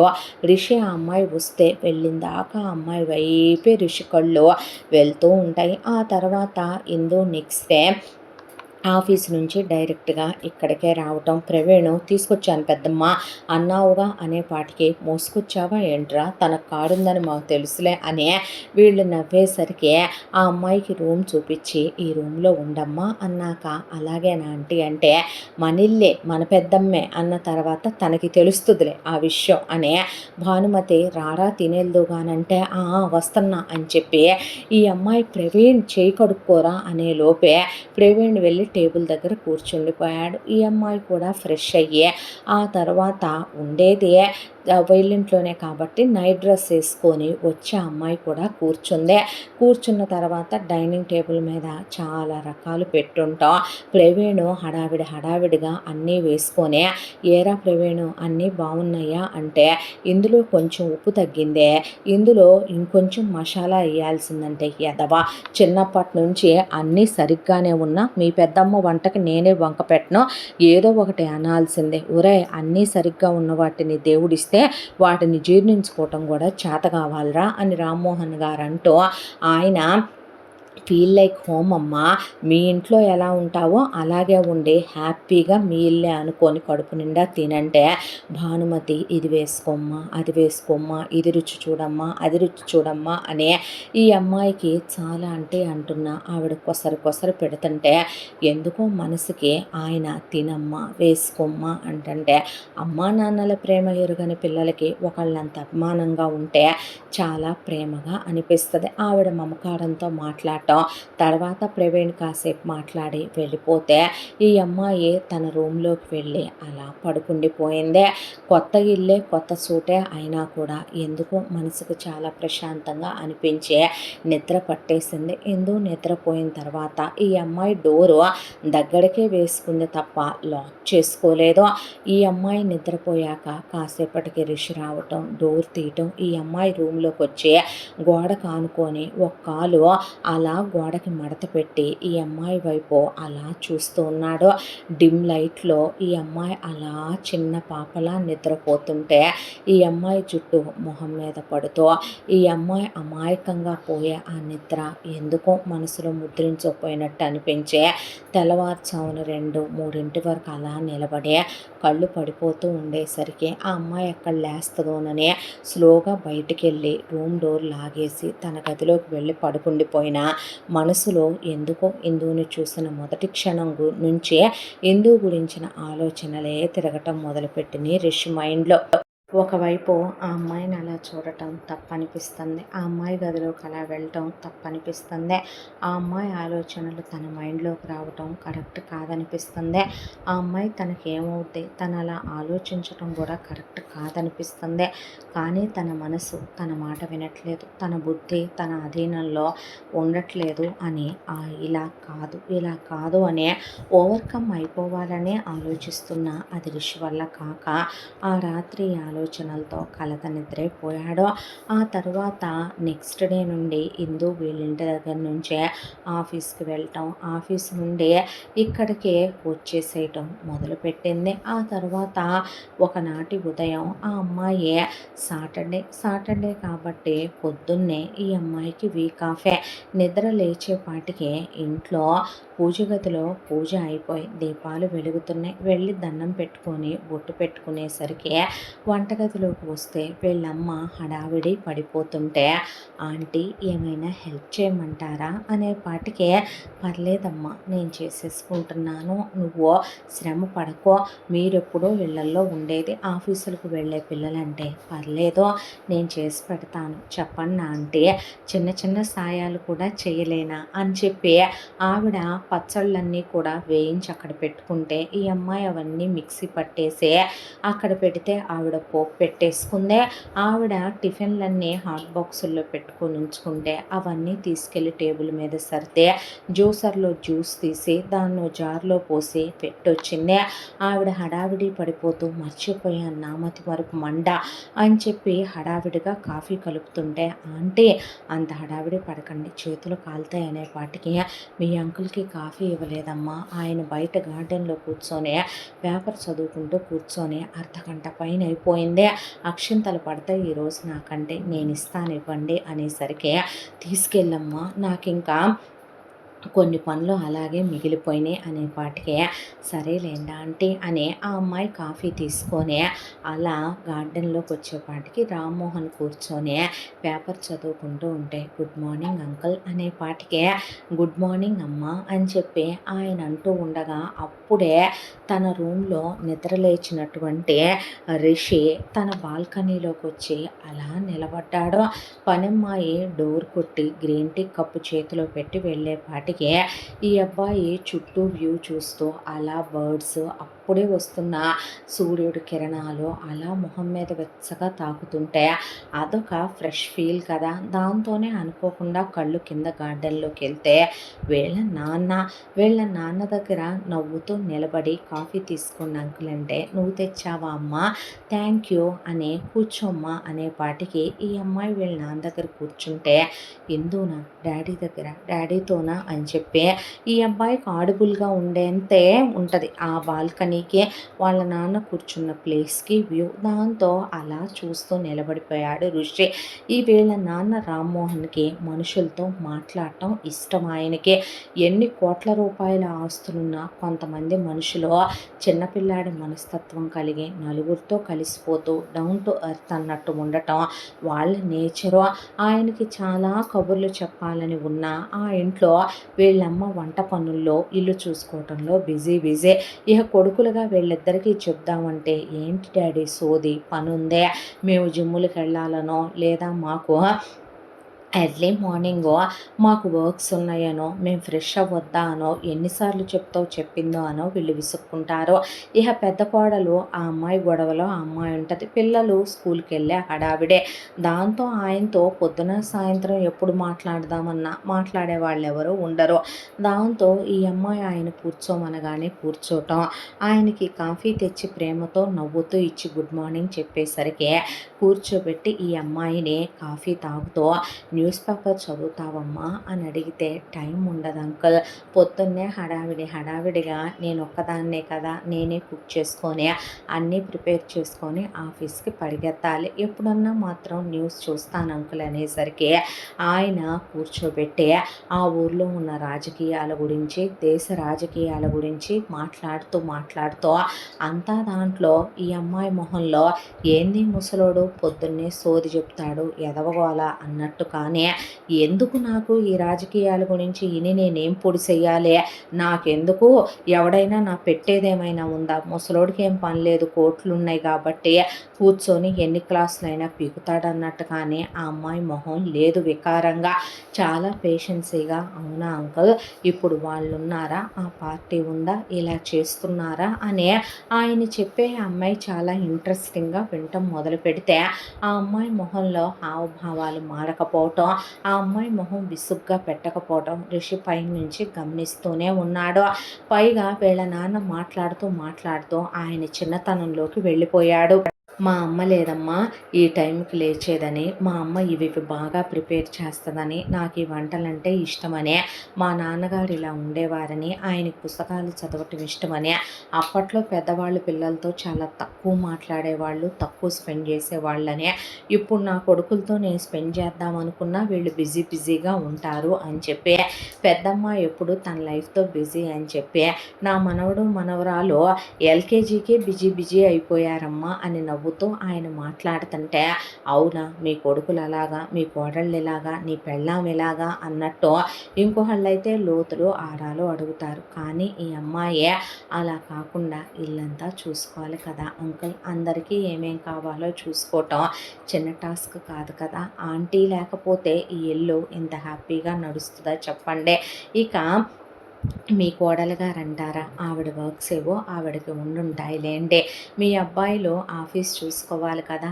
మళ్ళీ ఇంట్లో వాళ్ళ గురించి వాళ్ళు కేర్ తీసుకోవాలిగా, ఈ జన్నే అంతమ్మ, హడావిడి పిల్లలు, హడావిడి ప్రపంచం అంటే పిల్లలకి పేరుకి ఎల్కేజీ అనే, కానీ ఈ రోజుల్లో కేజీ క్లాసుల నుంచి యూజీ క్లాసులకు ఉన్నంత బరువు బాధ్యతలు ఉండిపోతున్నాయని ఆయనతో చాలా క్యాజువల్గా మాట్లాడుతూ, ఆయన టైం తెలియకుండా ఈ అమ్మాయితో మాట్లాడి ఆయన కాలేజ్ డేస్, స్కూల్ డేస్, మళ్ళీ వెళ్ళిపోయి ఆయన ఫ్రెండ్ చనిపోయాడని కన్నీళ్లు పెట్టుకుంటూ, మళ్ళీ వీళ్ళ అమ్మతో పెళ్లి దాకా వచ్చి, వీళ్ళు పుట్టడాల దాకా వచ్చి, ఆయన ఎట్నుంచి ఎటో వెళ్ళిపోయి ట్రావెల్ చేస్తూ మాట్లాడుతున్నా నవ్వుతూ, అది అలాగా ఇది ఇలాగా అని బాధపడుతున్న ఆయన చెయ్యి అమ్మాయి చేతిలోకి తీసుకొని ఆయన ఫ్రెండ్ పోయాడంటే ఓదార్చే ఆ అమ్మాయి అలా మాట్లాడుతూ ఉండేసరికి, బాబు టిఫిన్లు రెడీ అయినాయి అంట, రమ్మంటున్నారు అమ్మగారు అనే పాటికి, అప్పుడే టిఫిన్ ఏంటి అని వెనక్కి తిరిగి చూసేపాటికి రిషి టైం 8 టంగుమని కొట్టింది, అంటే 2 గంటల నుంచి నేను ఇలా నుంచుండిపోయాను ఆ బాల్కనీలో,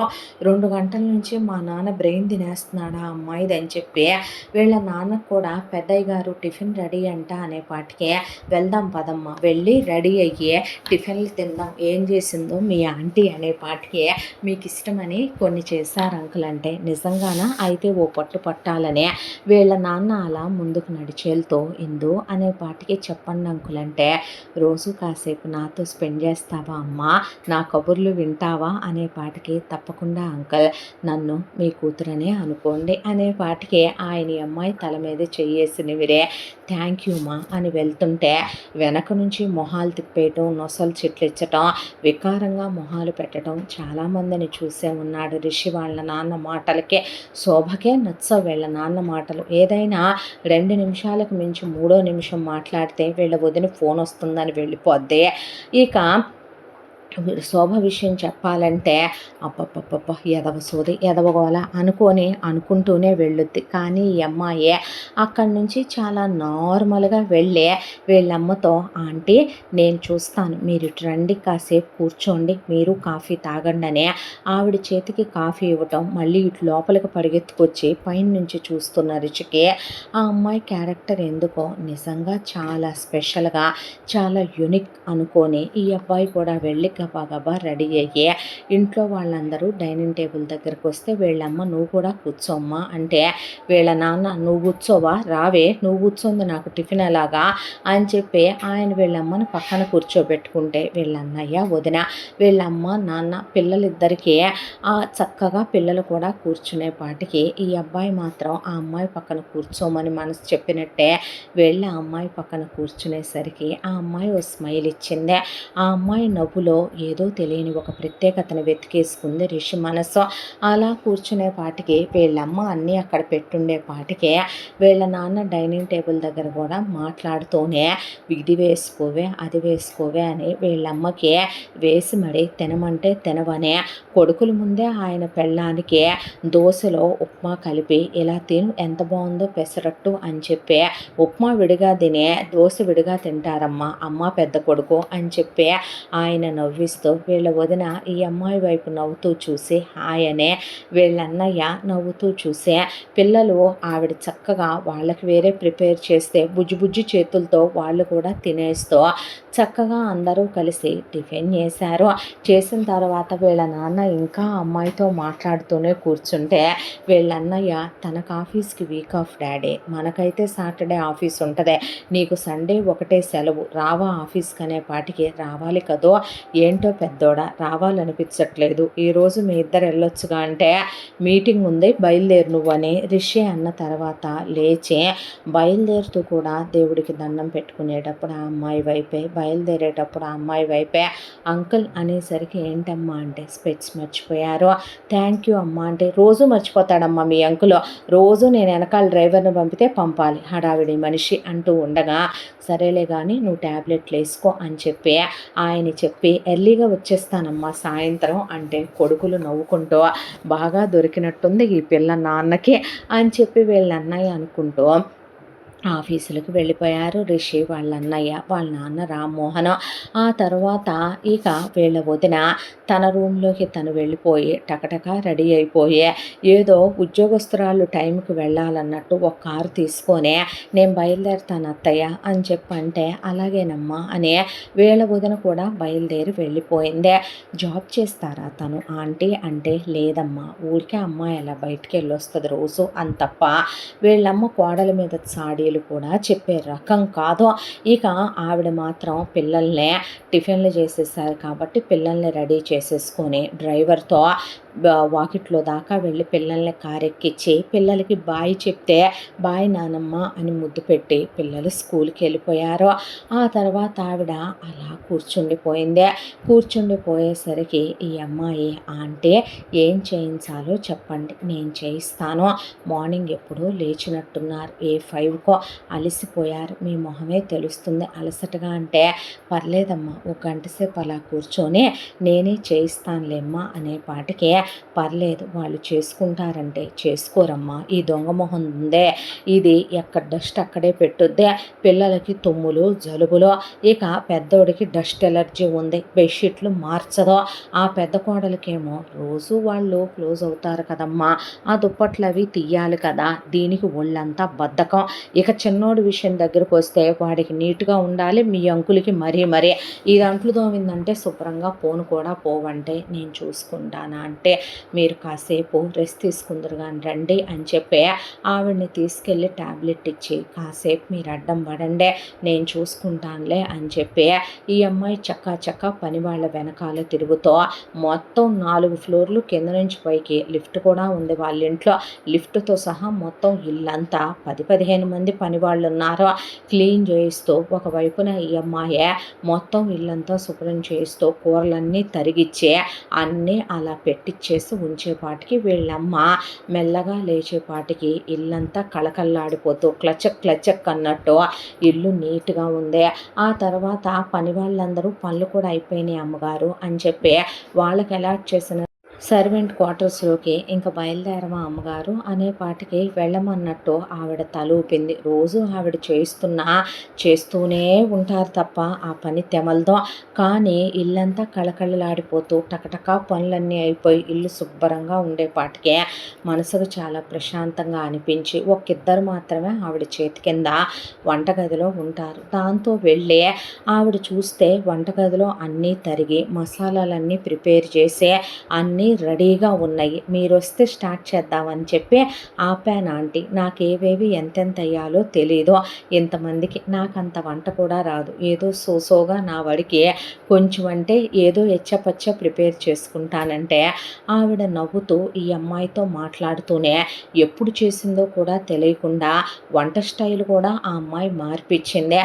ఆవిడ ఎంత నూనె వేయాలో చెప్పండి ఆంటీ అని చెప్పి ఒక అమ్మాయిని నూనె మెజర్మెంట్ కప్తో వేయమనమని వెజిటబుల్స్ ఏమేయాలో చెప్పండి ఆంటీ మీరు కూర్చోండి అని కిచెన్లో డైనింగ్ టేబుల్ చైర్లాగా ఆవిడని కూర్చోబెట్టి జ్యూస్ పోసిచ్చి ఆ వంట వేయించని ఈ మసాలా వెయ్యని ఉప్పు కారాలు మాత్రమే ఆవిడ చేత్తో వేయించి ఇంకా దించేయచ్చా చూపించా ఆంటీకి అని చెప్పి అన్నీ దింపిన తర్వాత అన్ని డిష్షుల్లోకి సర్దిచ్చే మిగతా అంట్లన్నీ బయట పెట్టి కడుక్కోమని చెప్పి వంటగదంతా క్లీన్ చేసేయమని ఒక గంటలో ఆవిడని తీసుకెళ్ళి డైనింగ్ టేబుల్ దగ్గర కూర్చోబెట్టేపాటికి మొత్తం రెడీ.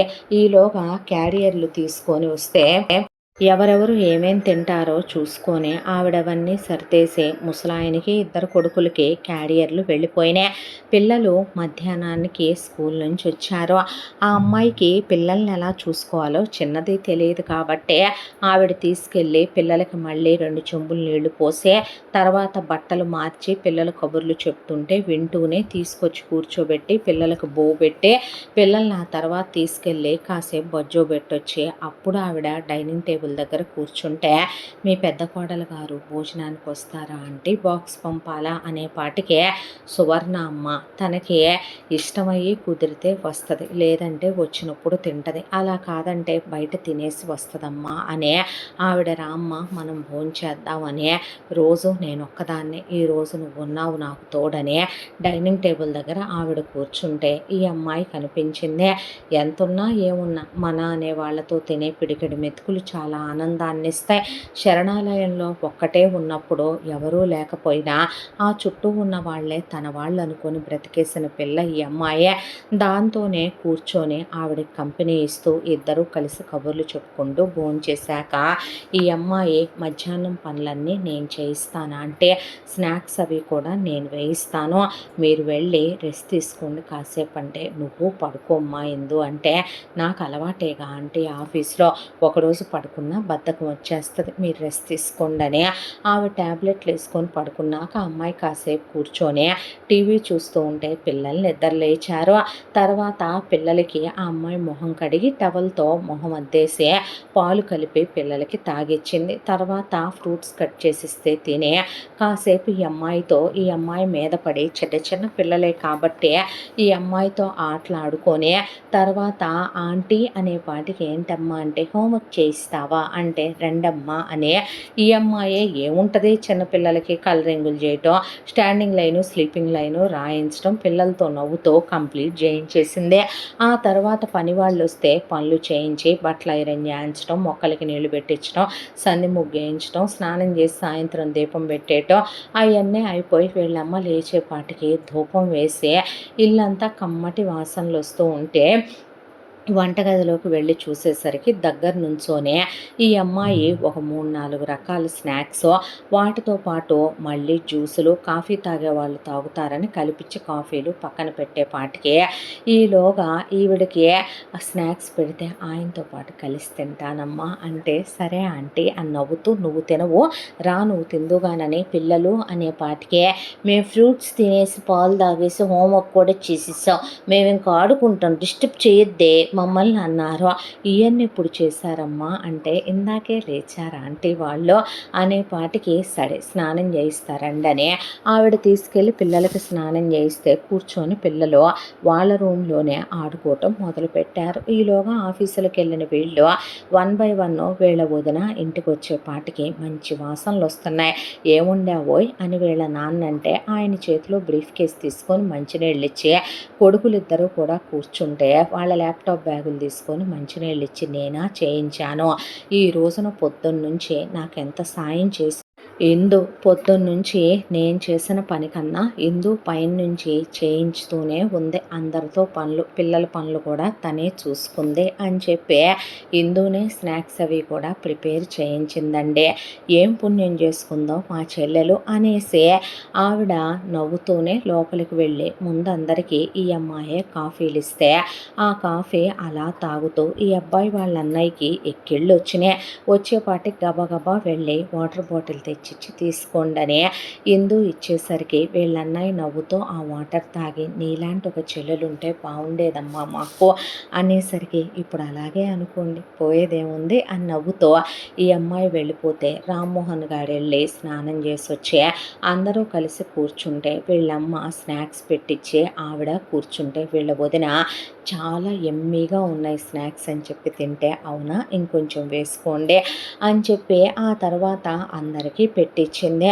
చాలా చాలా బాగున్నాయని అందరూ తింటే రిషి మాత్రం వాళ్ళమ్మ చెప్పిన మాటల్లో పొద్దునుంచి ఈ అమ్మాయి ఇలా హెల్ప్ చేసింది ఇలా చేసిందని ఆ తర్వాత కూర్చొని అన్నదమ్ములు ఇద్దరూ కూడా వీళ్ళన్నయ్య హాల్లోనే ఒక సైడ్కి ఆఫీస్ టేబుల్స్ వేసే ఉంటే ఆఫీస్ వర్క్ చేసుకుంటుంటే వీళ్ళ వదిన ఏదో ఫోన్లో చిట్ చాట్లో మునిగిపోయింది. పిల్లలు ఆడుకుంటుంటే వీళ్ళమ్మ నైట్ వంట పనిలో ఉంటే ఈ అమ్మాయి వీళ్ళ నాన్న దగ్గర కూర్చొని వీళ్ళ నాన్న కబుర్లు చెప్తుంటే వింటాం ఆయనతో మాట్లాడుతూనే వీళ్ళమ్మకు వంటలో సాయం చేస్తూ కూర్చొని ఇది చేద్దామా అది చేద్దామా ఆంటీ అని ఆవిడతో ఆయనతో కలిపి మాట్లాడటం టైం స్పెండ్ చేయటం ఇవన్నీ హాల్లో కూర్చొని రిషి టీవీ చూస్తున్నట్టే చూస్తూ ఆ అమ్మాయి మాటలే వింటూ ఉన్నాడు. ఆ తర్వాత ఈవినింగ్ వంటలు అయిపోయినాయి. ఆ అమ్మాయి పక్కనే కూర్చున్నాడు తను కూడాను. ఎందుకో పదే పదే ఆ అమ్మాయిని చూడాలని ఆ అమ్మాయి మాటలే వినాలని అనిపించడం మొదలుపెట్టింది తన మనసుకి. ఆ తర్వాత భోజనాలు అయిపోయి వెళ్ళి పడుకున్నారు.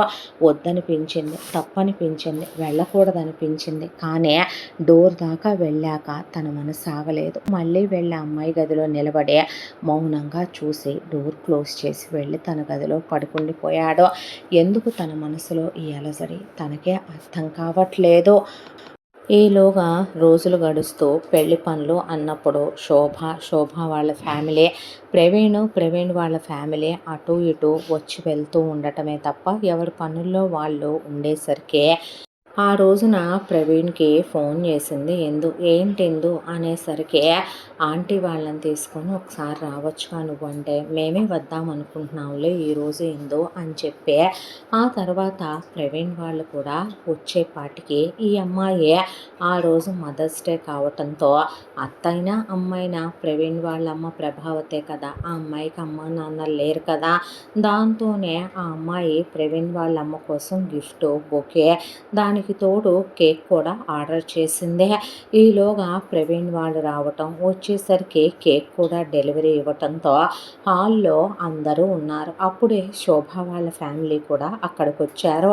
వచ్చేసరికి ఈ అమ్మాయి నీట్గా డెకరేట్ చేసిన ఒక ప్లేస్లో ఆంటీ ఒక్కసారి నాతో వస్తారా అనే పాటికి ప్రభావతి ఏంటమ్మా అని లేచి నుంచుంటే అందరూ ఒక్కసారి ఇలా రండి అనే పాటికి వీళ్ళది చాలా పెద్ద ఇల్లు. దాంతో ఒక సైడ్కి ఆ అమ్మాయి హ్యాపీ మదర్స్ డే అని చెప్పి చాలా నీట్గా డెకరేట్ చేసి కేక్ అది కూడా పెట్టించి మరొక టేబుల్ మీద ఆ అమ్మాయి గిఫ్ట్ బొకే అవన్నీ పెట్టుంచేసరికి అక్కడికి అందరూ వెళ్ళి అలా నిలబడిపోయారు. నిలబడేసరికి ప్రభావతి చేయి పట్టుకొని ఈ అమ్మాయి హ్యాపీ మదర్స్ డే ఆంటీ, ఈరోజు మదర్స్ డే అనే పాటికి నాకు అమ్మైనా అత్తైనా అన్నీ మీరేగా అని ఈ అమ్మాయి అనటమేమో కానీ ఒక్కసారిగా భానుమతి అలా ఆ మాట ఈ అమ్మాయి అనటంతో ఈ అమ్మాయి వైపు అలా చూస్తూ ఉండిపోయింది. రామ్మోహన్ గారు అలా చూస్తూ గంగాధర్ వాళ్ళు కూర్చుంటే ప్రవీణ్, ఓ మదర్స్ డేనా ఈరోజు, హ్యాపీ మదర్స్ డే అమ్మ అనే పాటికి థ్యాంక్స్ రా అన్నాక ఈ అమ్మాయి ఆవిడకి బొకే ఇచ్చిందే. బొకే ఇచ్చేపాటికి థ్యాంక్ యూ అమ్మ అంటే, మీకు ఎలాంటివి నప్పుతాయో నాకు తెలియదా అంటే, దాంతో నా మనసుకు నచ్చింది తీసుకున్నాను, ఒకసారి ట్రై చేయండి అని శారీ బాక్స్ ఇచ్చేపాటికి అందులో పట్టు చీర అని ప్రవీణ్ వాళ్ళమ్మ అంటే, ఎన్నాళ్ళయిందోనమ్మా అని గబా గబా రేటు ట్యాగ్ తిప్పి చూసేపాటికి 30,000 రూపాయలు పట్టు చీర, అది చాలా బాగుంది ఇందు అని చెప్పి ఆ పట్టు చీర మీదేసి చూసుకోవటం మొదలుపెట్టింది ప్రభావతి. ఇక ఆంటీ ఇంకో స్మాల్ గిఫ్ట్ అని చెప్పి ఈ అమ్మాయి ఇచ్చేసరికి అందరి ముందే గిఫ్ట్ ర్యాప్ ఓపెన్ చేసేపాటికి అందులో దగదగా మెరిసిపోతున్న ఒక డైమండ్ కడ ఉంది. చేతికి వేసుకొని హాయ్ వజ్రాల గాజు, ఎప్పుడూ ఎదవ కూడా కొనిపెట్టలేదమ్మా నాకు, పనికి మాలిన సన్నాసే, మీ అంకులైతే ఏ రోజు నాకు ఇప్పించిందే లేదు అని చేతికి వేసేసుకుంది ప్రభావతి. ఆ గాజునే ఈ అమ్మాయి అంత ప్రేమగా చేరివ్వటం, బొకే ఇవ్వటం, గాజు ఇవ్వటం, హ్యాపీ మదర్స్ డే చెప్పడంతో ఎందుకో మనసుకి ఒక చిన్న బాధ అనిపించి భానుమతి అలా ఈ అమ్మాయి వైపే చూస్తూ తలదించేసి కళ్ళల్లో ఒక సన్నటి కన్నీటి పొర. పెద్ద కొడుకు ఆవిడ వైపే చూస్తూ తల పక్కకి తిప్పేసి హ్యాపీ మదర్స్ డే మమ్మీ అనే పాటికి థ్యాంక్ యూ రా అన్నాక రిషి మాత్రం వాళ్ళ అమ్మ వైపే చూస్తూ హ్యాపీ మదర్స్ డే అమ్మ అంటే థ్యాంక్స్ రా అనేసింది ఆవిడ. ఎంత దాంట్లో శోభ వాళ్ళ అమ్మ కూడా శోభ వైపు అలా చూస్తూ, ఎంత దాంట్లో హర్ష భార్య సువర్ణ నవ్వుతూ నుంచుందే. శోభ అసలు ఇదేమీ పట్టనట్టు నుంచుంటే శోభ వాళ్ళమ్మ కూడా కొడుకున్నాడు పక్కన, కూతురుందే, కానీ ఇద్దరు హ్యాపీ మదర్స్ డే కూడా చెప్పింది లేదో. అలా నిలబడిపోయి ఈ అమ్మాయి వైపు, ఈ అమ్మాయి పంచుతున్న ఆ ప్రేమ ఆదరణ వైపు అమ్మలు కదా వాళ్ళు కూడా ఎంతైనా చూస్తూ అలా ఉండిపోయారు. ఇక ఈలోగా ఈ అమ్మాయి అక్కడి నుంచి అందరూ కూర్చోబోతుంటే భానుమతి ఆంటీ అనేసరికి చెప్పమ్మా ఎందు అనేసరికి, మీ ఇంటికి నేను ఏమంటా వచ్చానో కానీ నన్ను మీరు కన్న తల్లిలా చూస్తున్నారు, చాలా ప్రేమగా. అమ్మంటే నాకెటో ప్రేమను పంచడానికి నాతో లేదు, ఈ భూమి మీద లేదో, మీరు నాకు అమ్మంత ప్రేమనే పంచారా ఆంటీ. నేను ఆంటీకి ఒక్కరికే కాదు మీకు కూడా తీసుకున్నాను, హ్యాపీ మదర్స్ డే ఆంటీ అని చెప్పి ఆవిడని హక్ చేసుకునేపాటికి థ్యాంక్ యూ అమ్మ అంటే ఆవిడ చేతికి కూడా బొకే ఇచ్చే, అలాగే మీకు కూడా ఒక చిన్న గిఫ్ట్ అనే ఆ అమ్మాయి ముందు శారీ ఇచ్చింది, చాలా బాగుందమ్మా అనేపాటికి ఆవిడకి కూడా ఈ అమ్మాయి ఒక గోల్డ్ వస్తువు ప్రెజెంట్ చేసేపాటికి ఓపెన్ చేస్తే అందులో ఒక విక్టోరియన్ పెండెంట్ వేసిన గోల్డ్ బ్లాక్ బీడ్ చైన్ ఉంది. అందులో పెట్టుకోండి ఆంటీ అంటే, నువ్వే పెట్టమ్మా అని పెట్టుకుంటే భానుమతి ఎక్కువగా నల్లబూసలు అంటే ఇష్టం ఆవిడకి, చాలా సెట్స్ వేసుకుంటూ ఉంటుంది. నచ్చిందా ఆంటీ అంటే చాలా బాగుందని ఆవిడ అద్దంలో 1కి 4 సార్లు చూసుకుంటూ ఉంటే 2 టైర్ కేక్ తెప్పించాను ఆంటీ, కలిసే కట్ చేద్దరు కానీ రండి అని చెప్పి ఒక్క నిమిషం అనే అక్కడే ఉన్న శోభ వాళ్ళమ్మకు కూడా బొకే ఇచ్చే హ్యాపీ మదర్స్ డే అనే పాటికి థ్యాంక్స్ మా అనేసి మొహం అంతా నీరు గారిపోయింది శోభ వాళ్ళమ్మదే. ఆ తర్వాత అక్కడే ఉన్న సువర్ణకు కూడా హ్యాపీ మదర్స్ డే అండి మీకు కూడా అనేపాటికి థ్యాంక్ యూ నేను మమ్మీనే కాదు అనేపాటికి దీప హేమంత్తో హ్యాపీ మదర్స్ డే మమ్మీ అనేపాటికి చాక్లెట్స్ ఇస్తే థ్యాంక్ యూ అని పిల్లలు ఇచ్చిన రోజ్ తీసుకుంది సువర్ణ. ఇక వీళ్ళిద్దరిని తీసుకెళ్ళి అక్కా చెల్లెళ్ళని కేక్ కట్ చేయించే ఆ అమ్మాయి ఇద్దరికి తినిపించాక అందరూ ఆ కేక్ తింటూ, ఈ అమ్మాయి బయట నుంచే ఆ రోజు స్పెషల్ స్నాక్స్ ఆర్డర్ చేసిందని అందరూ అవన్నీ తింటూ మాట్లాడుకుంటూ కూర్చున్నారు. భానుమతి మురిసిపోతూ ఆ చీర వైపు, ఆ మెల్లో ఉన్న నల్లబూసల వైపు చూసుకుంటూ కూర్చుంది. రిషి ఇదంతా గమనిస్తూ ఆ అమ్మాయి మంచి మనసు, వాళ్ళమ్మ నిజం చెప్పాలంటే ఆ అమ్మాయి చేసుకోబోయే అబ్బాయికి తల్లి కాదు, జస్ట్ పెద్దత్తగారు. ఇవ్వాలని ఏం లేదు. అసలు కోడలైన వాళ్ళ వదినే గుర్తుపెట్టుకొని వాళ్ళ అమ్మకి ఎప్పుడూ విష్ చెప్పింది లేదో, ఒకరోజు గార్డెన్లోంచి తెంపి తెచ్చి ఇచ్చింది కూడా లేదో. తనకు కాబోయే పెళ్ళాము శోభ వాళ్ళ అమ్మకి ఇప్పటికి శోభ లైఫ్లోకి వచ్చాక ఇది సెకండ్ మదర్స్ డే ఏమో, ఇప్పటిదాకా చెప్పింది లేదని చూస్తూ ఉంటే ప్రభావతి ఇందు చేపట్టుకొని ఇట్రా అని చెప్పి పక్కకి తీసుకెళ్తే వెనకాలే ప్రవీణ్ కూడా వెళ్ళేపాటికి ఏంటి వీళ్ళ గూడు పుటాని అనే రిషి ఆ పక్కకి వెళ్ళి నిలబడ్డాడు.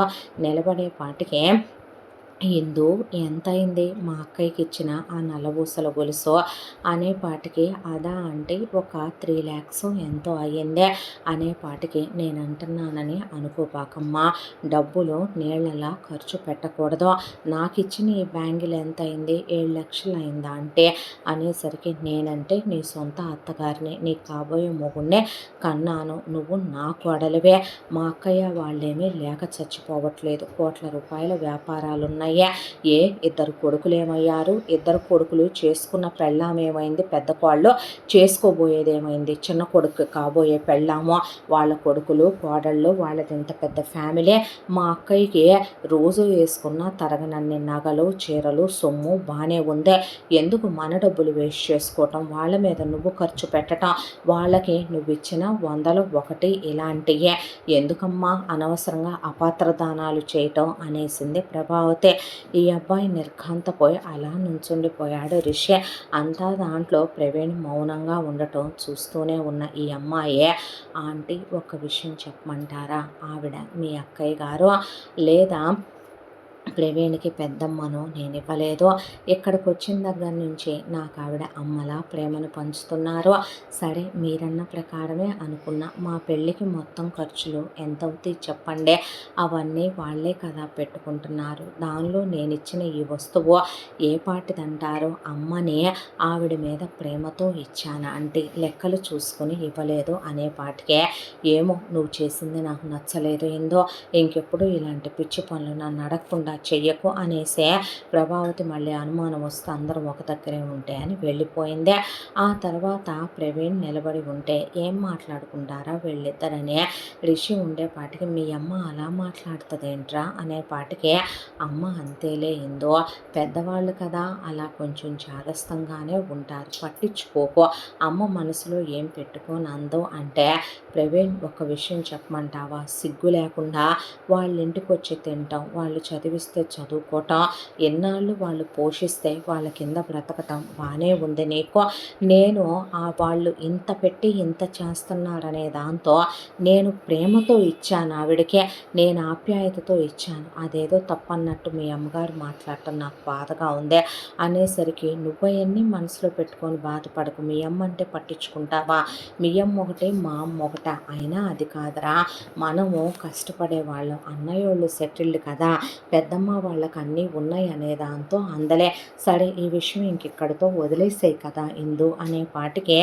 ఏమో అనే అమ్మాయి అలా నుంచునే పాటికి, సరే సారీ చెప్తున్నాలే నేనన్నాడు ప్రవీణ్. ఇక అక్కడ దాకా విన్న తర్వాత రిషి ఇంకా తను అక్కడుంటే బాగోదనే వచ్చి అక్కడ కూర్చున్న రిషి మనసులో ఈ అమ్మాయి మీద ఆలోచనలు రన్ అవ్వటం మొదలైనవి. కొంతమంది అయితే ఒకటి అనుకోవచ్చు, ప్రభావతితో అదేంటత్తయ్య నీకు లేని తెలివితేటలు నాకున్నాయి, ఇలాగే భానుమతికి కుక్కకి బిస్కెట్ వేసినట్టుగా దాని కొడుకులు దాని కోడళ్ళు దానికి ఎటు చెప్పలేదు కాబట్టి ఓ బొకే ఓ చీర ఓ నగ పడేస్తే రేపొద్దున మనం దోచుకు తినొచ్చు, మనకి బాగానే పెట్టుద్దనే దాంతో నేను ఇవన్నీ ముందెత్తున చేస్తున్నాను అనొచ్చు. ఆ అమ్మాయి స్వార్థపరురాలు కాదు, డబ్బు మనిషి కాదనే ఈ అబ్బాయికి అర్థమైందే.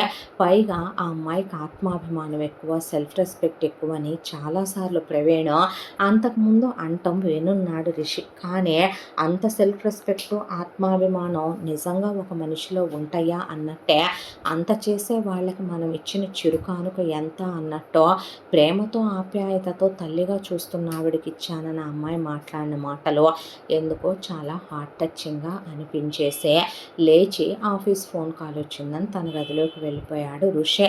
ఈలోగా వీళ్ళు ఇక్కడ ప్రవీణ్ ఈ అమ్మాయిని సముదాయించడం మొదలుపెట్టేపాటికి ఉన్నట్టుండి అక్కడికి దూసుకొని వచ్చినట్టే వచ్చింది శోభ.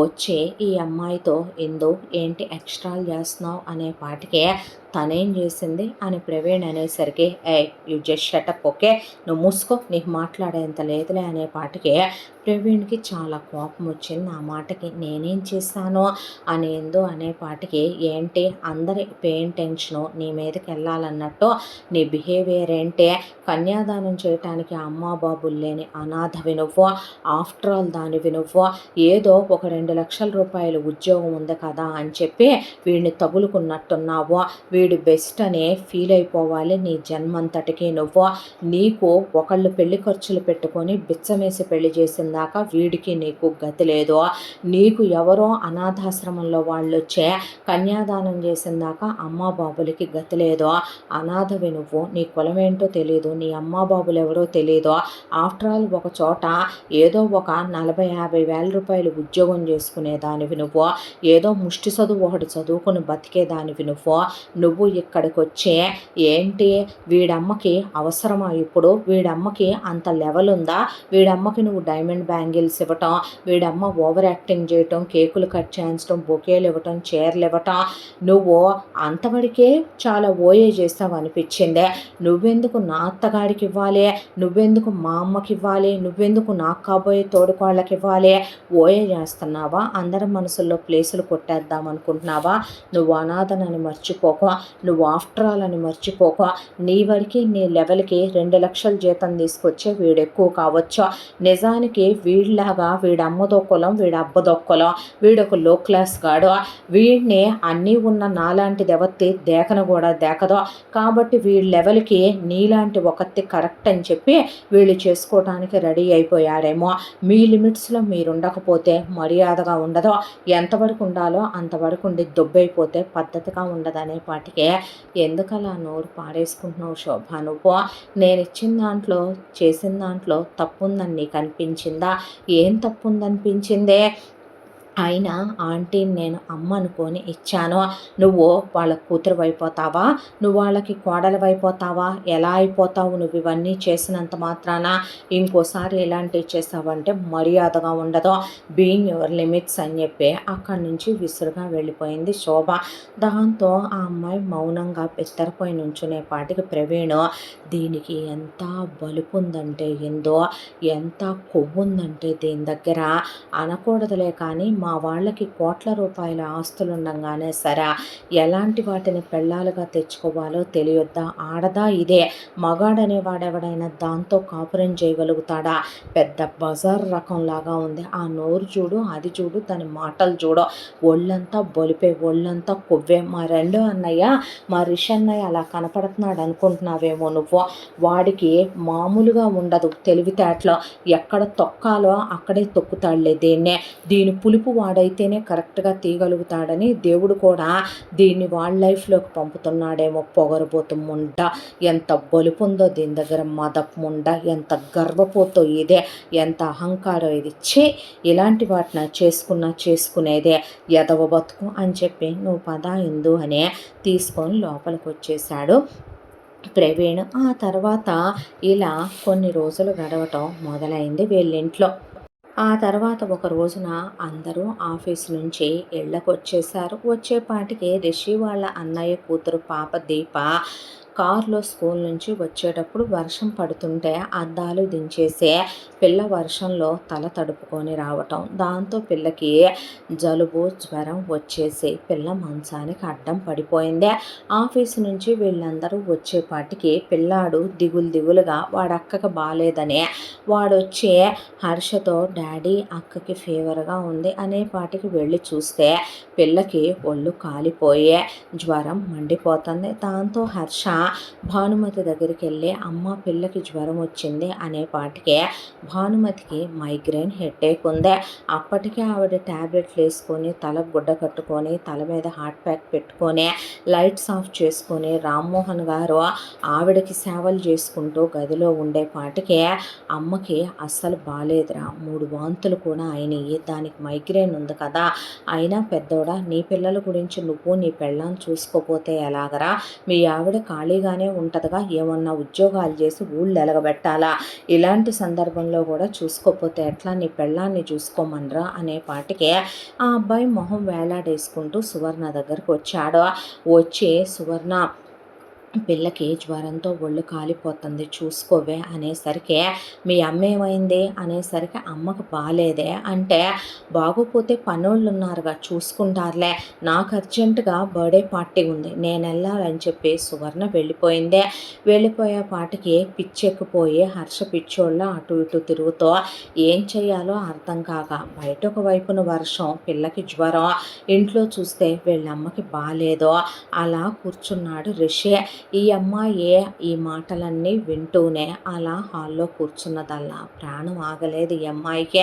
ఎందుకంటే తను ఒక అనాథగా 10 మంది అనాథ పిల్లల మధ్య పెరిగిందే. అమ్మా నాన్నల ప్రేమ చాలా అమూల్యమైనది విలువైనది అనుకుంటుంది ఎందో. దాంతోనే వాళ్ళమ్మ పట్టించుకోకుండా వెళ్ళిపోయింది. వాళ్ళ నాన్నకి ఒకవైపున ఆఫీస్ కాల్ వచ్చి ఫోన్లో పడిపోయాడు. హర్ష పిల్లల్ని ఎవరు పట్టించుకుంటారు, పిల్లాడు దిగులుగా ఉన్నాడు. భానుమతి చూస్తేనేమో పడిపోయింది, వంట పనులు ఎక్కడే ఉండిపోయినాయి.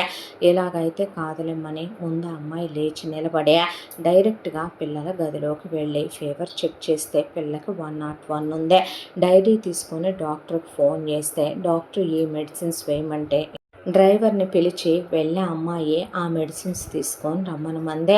తెచ్చిన తర్వాత పిల్ల తడ మీద చల్లని గుడ్డ తడిపి వేసి పిల్లకి వాముగా బెడ్షీట్ కప్పి పిల్లకి ఆ సిరప్పులు వేసి పిల్లని పడుకోబెట్టి పిల్లాడిని టెన్షన్ పడద్దు కంగారు పడద్దు అని చెప్పి పిల్లాడితో హోంవర్క్ చేయించి బుక్స్ పక్కన పెట్టి పిల్ల హోంవర్క్ తను ఎటు ఒంట్లో బాగాలేదని డైరీలో రాసేసింది. పిల్లలు స్కూల్కి వెళ్ళర్లే అని చెప్పి పక్కన పెట్టించేసి బుక్స్ వంటగదిలోకి వెళ్ళి ముందు అక్కడ ఉన్న అమ్మాయిని పిలిచి వంట చేయించి టేబుల్ మీద పెట్టించింది. పెట్టించిన తర్వాత ఈ అమ్మాయి వీళ్ళమ్మ గదిలోకి వెళ్ళి వీళ్ళమ్మకి తలకి బామ్ రాసి ఆవిడని లేపి కూర్చోబెట్టి ఆవిడకి తలంతా కాపడం పెట్టి ఆ తర్వాత ఆవిడకి చెవుల్లో దూది పెట్టి వేడిగా ఆవిడకి కాస్త సూప్ కాసి ఆ సూప్ తాగిచ్చే కాళ్ళకి చేతులకి కొబ్బరి నూనె రాసి ఆవిడని పడుకోబెట్టి వీళ్ళ నాన్నని చేపట్టుకొని తీసుకొచ్చి వీళ్ళని రమ్మనమని ముందు వీళ్ళందరికీ భోజనం పెట్టేసిందే. ఆ తర్వాత పిల్లాడిని ఎత్తుకొని పిల్లాడికి భోజనం పెట్టి పిల్లకి తినిపించి ఈ అమ్మాయి కూడా తిని మళ్ళీ వీళ్ళమ్మకి వేడిగా మిరియాల పొడిను పసుపు వేసిన పాలు తీసుకెళ్ళి ఆవిడకి తాగిచ్చే ఆ తర్వాత పిల్ల గదిలోకి వెళ్ళి చూస్తే టెంపరేచర్ కాస్త తగ్గింది. ఆ తర్వాత పిల్లకు కూడా కాస్త ఫుడ్ తినిపించి మళ్ళీ సిరప్ వేసి పడుకోమని డబల్ బెడ్ పిల్లలదే. దాంతో పిల్లాడిని పైకెక్కిచ్చే ఆ అమ్మాయి కింద పిల్లని జో కొడుతూ పడుకోమ్మా అనేసరికి పిల్ల పడుకునే ఆంటీ నువ్వు ఈరోజు నా దగ్గరే పడుకోవా, భయం వేస్తుంది, బయట ఉరుములు మెరుపులు వస్తున్నాయి అని పిల్ల అడిగేపాటికే రిషి కొంచెం డోర్ తీసి చూడటం మొదలుపెట్టాడు లోపలికి. దాంతో సరే అమ్మా జరుగు పడుకుంటాను అని చెప్పి చాలా పెద్ద బెడ్లు పిల్లలు 2 స్టేర్ బెడ్లు అయినా సరే వేయించింది. దాంతో ఈ అమ్మాయి పిల్ల పక్కన పడుకొని పిల్లని జో కొడుతూ ఉండేసరికి పైన నుంచి బుడ్డోడు కిందకి దిగేసి వచ్చే ఈ అమ్మాయి ఇంకో పక్కన బుడ్డోడు పడుకొని ఏంటి నాన్న అంటే నాకు పైన భయం వేస్తుంది, ఇలా వర్షం పడినప్పుడు అక్క దగ్గర పచ్చుంటాను, నువ్వుండు నీ దగ్గరే పడుకుంటానని బెడ్ టైం స్టోరీ చెప్పవా మాకు అని బుక్ తెచ్చిచ్చేపాటికి ఈ అమ్మాయి కళ్ళద్దాలు పెట్టుకుంటుంది, రీడింగ్ గ్లాసెస్ అవి పెట్టుకొని పిల్లలకి కథ చెప్తూ ఉండేసరికి పిల్లాడు ఈ అమ్మాయి మీద కాలు చెయ్యి వేసుకొని ఈ అమ్మాయి మీద కబుర్లు చెప్తూనే పిల్లలిద్దరూ కూడా పడుకుండిపోతే ఆ బుక్కు గుండెల మీద అలాగే ఉండి కళ్ళద్దాలు అలాగే పెట్టుకొని ఈ అమ్మాయి కూడా పడుకుండిపోయింది. ఇదంతా చూస్తూనే ఈ అబ్బాయి అలా నిలబడిపోయాడు. నిలబడేపాటికి కాసేపటికి పడుకున్నారని తెలిసే వెళ్ళి ఈ అబ్బాయి ఆ బుక్కుని మెల్లగా ఆ అమ్మాయి గుండెల మీద నుంచి తీసి పక్కన పెట్టి కళ్ళద్దాలు తీసి పక్కన పెట్టి అనుకోకుండానే ఈ అబ్బాయి చేత్తో ఆ అమ్మాయి తల నిమరాలనిపించింది. ఎందుకో తల నిమిరి పిల్లలిద్దరి మీదకి ఆ అమ్మాయి మీదకే బెడ్షీటు పై వరకు కప్పేసి లైట్స్ ఆఫ్ చేసి డోర్ దగ్గరికి లాగేసి బయటకు వచ్చేటప్పుడు వీళ్ళన్నయ్య పరిగెత్తుకుంటూ వచ్చి తలుపు తీసి లోపలికి వెళ్ళబోతుండే పడుకున్నారన్నయ్య వాళ్ళు అనేపాటికి కాదురా పాప ఫీవరు అనేపాటికే తను చూసుకుంది అనేసరికి మెల్లగా వీళ్ళన్నయ్య డోర్ తీసి చూస్తే పిల్లల అమ్మాయి మీద కాలు చేసి పడుకొని ఆ అమ్మాయి పిల్లల్ని దగ్గరికి తీసుకొని జో కొడుతూనే పడుకుండిపోయింది.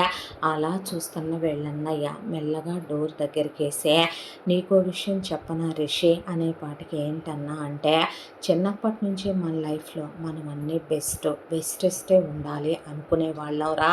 దేవుడు అలాగే మనకు మంచి అమ్మా నాన్నలు ఇచ్చాడు, కూర్చొని తిన్న 10 తరాలు తరగనంత ఆస్తి ఇచ్చాడు, అందం ఇచ్చాడు, చదువు ఇచ్చాడు, తెలివితేటలు జ్ఞానం అన్నీ ఇచ్చాడు, పేరు ప్రతిష్టలు మనం అడగకుండానే వచ్చినాయే, నెంబర్ 1 బిజినెస్ మ్యాన్లు అనిపించుకోగలిగాం మనం. కానీ లైఫ్లో మనకి ఎక్కడైతే లైఫ్ అంతా కరెక్ట్ పర్సన్స్ ఉండాలో అక్కడే మన లైఫ్ నిజంగా హ్యాపీగా లేదంటావా? కాలేజ్ డేస్లో చాలామంది మనకి ప్రపోజ్ చేసి మనము చూసాం వర్కౌట్ అవుతారేమో ఎవరైనా అని, మనకి వర్కౌట్ అవ్వలేదు. దాంతోనే డాడీ అరేంజ్డ్ మ్యారేజ్ అనగానే నేను సరే అన్నాను.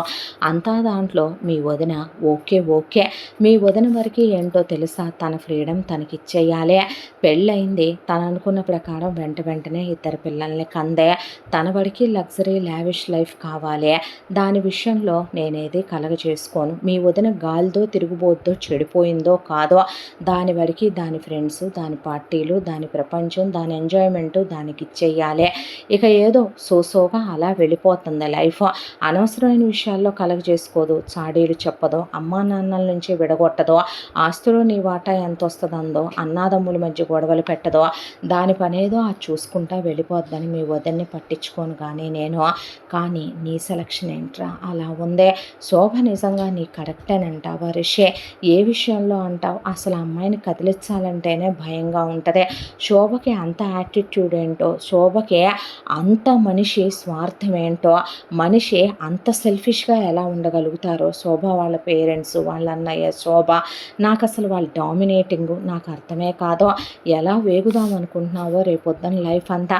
డాడీ ఎప్పుడూ ఒకటే అంటాడురా, సంబంధాలు తీసుకొస్తే నువ్వు చూసి చేసుకున్నావో, విడాకులు ఇస్తే రేపు ఆయన ఊరుకోడో, 10 మందిలో మనిద్దరం ఎప్పుడూ నెంబర్ 1, 2 ప్లేసెస్లో ఉంటామే తప్ప ఎప్పుడూ కూడా ఒకళ్ళతో మాట పడి నలుగురిలో పరువు తీసుకోలేమో.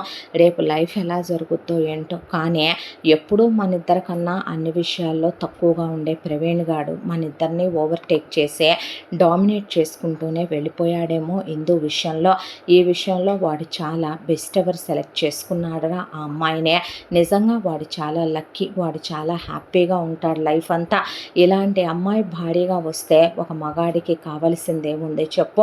ఆ అమ్మాయి చూడు, మన అమ్మ అడగకుండానే హెల్ప్ చేస్తుంది, నాన్న తల తినేంత కబుర్లు చెప్పినా వింటదే, పిల్లల గురించి పట్టించుకుంటదే. నా విషయంలో నేను మొన్న ఎక్కిళ్ళు వస్తున్నాయంటే ఓ బ్రదర్ ఫీల్తో వాటర్ తెచ్చిచ్చిందే, ఇంట్లో విషయాలన్నీ చూసుకుంటుందే, అమ్మ వాళ్ళకి మదర్స్ డే సెలబ్రేట్ చేసింది. ఒక ఆడదంటే అన్నీ కలిసి చూసుకోవటం కదా. అలా లేకపోతే ఏ మగాడి జీవితమైనా సోసోగా వెళ్ళిపోవలసిందే. ఆ విషయంలో ప్రవీణ్ గారు లక్కీ, మనం అన్లక్కీ అనుకోవాలంతే అనే గుడ్ నైట్ రా అని చెప్పి అక్కడి నుంచి వీళ్ళన్నయ్య వెళ్ళిపోయాడు. కానీ ఈ అబ్బాయి మనసులో ఆ ఆలోచన ఒక తుఫాన్నే రేపేసింది అన్నమాట. దాంతో ఆలోచిస్తూ రిషి అలా పడుకుండిపోయాడు. ఈ ఇంత దాంట్లో పిల్లల పెళ్ళి అనే దాంతో వీళ్ళు ఇంకా షాపింగులు మొదలు పెట్టలేదు. కానీ రిషి వాళ్ళ అమ్మ మాత్రం ఇందు మంచితనానికి ఆవిడ దగ్గర ఉన్న చాలా నగల సెట్టుల్లో తన చెల్లెలు కోడలని కాదు, ఆవిడకి ఎందుకో ఇందు చాలా చాలా నచ్చేసిందే.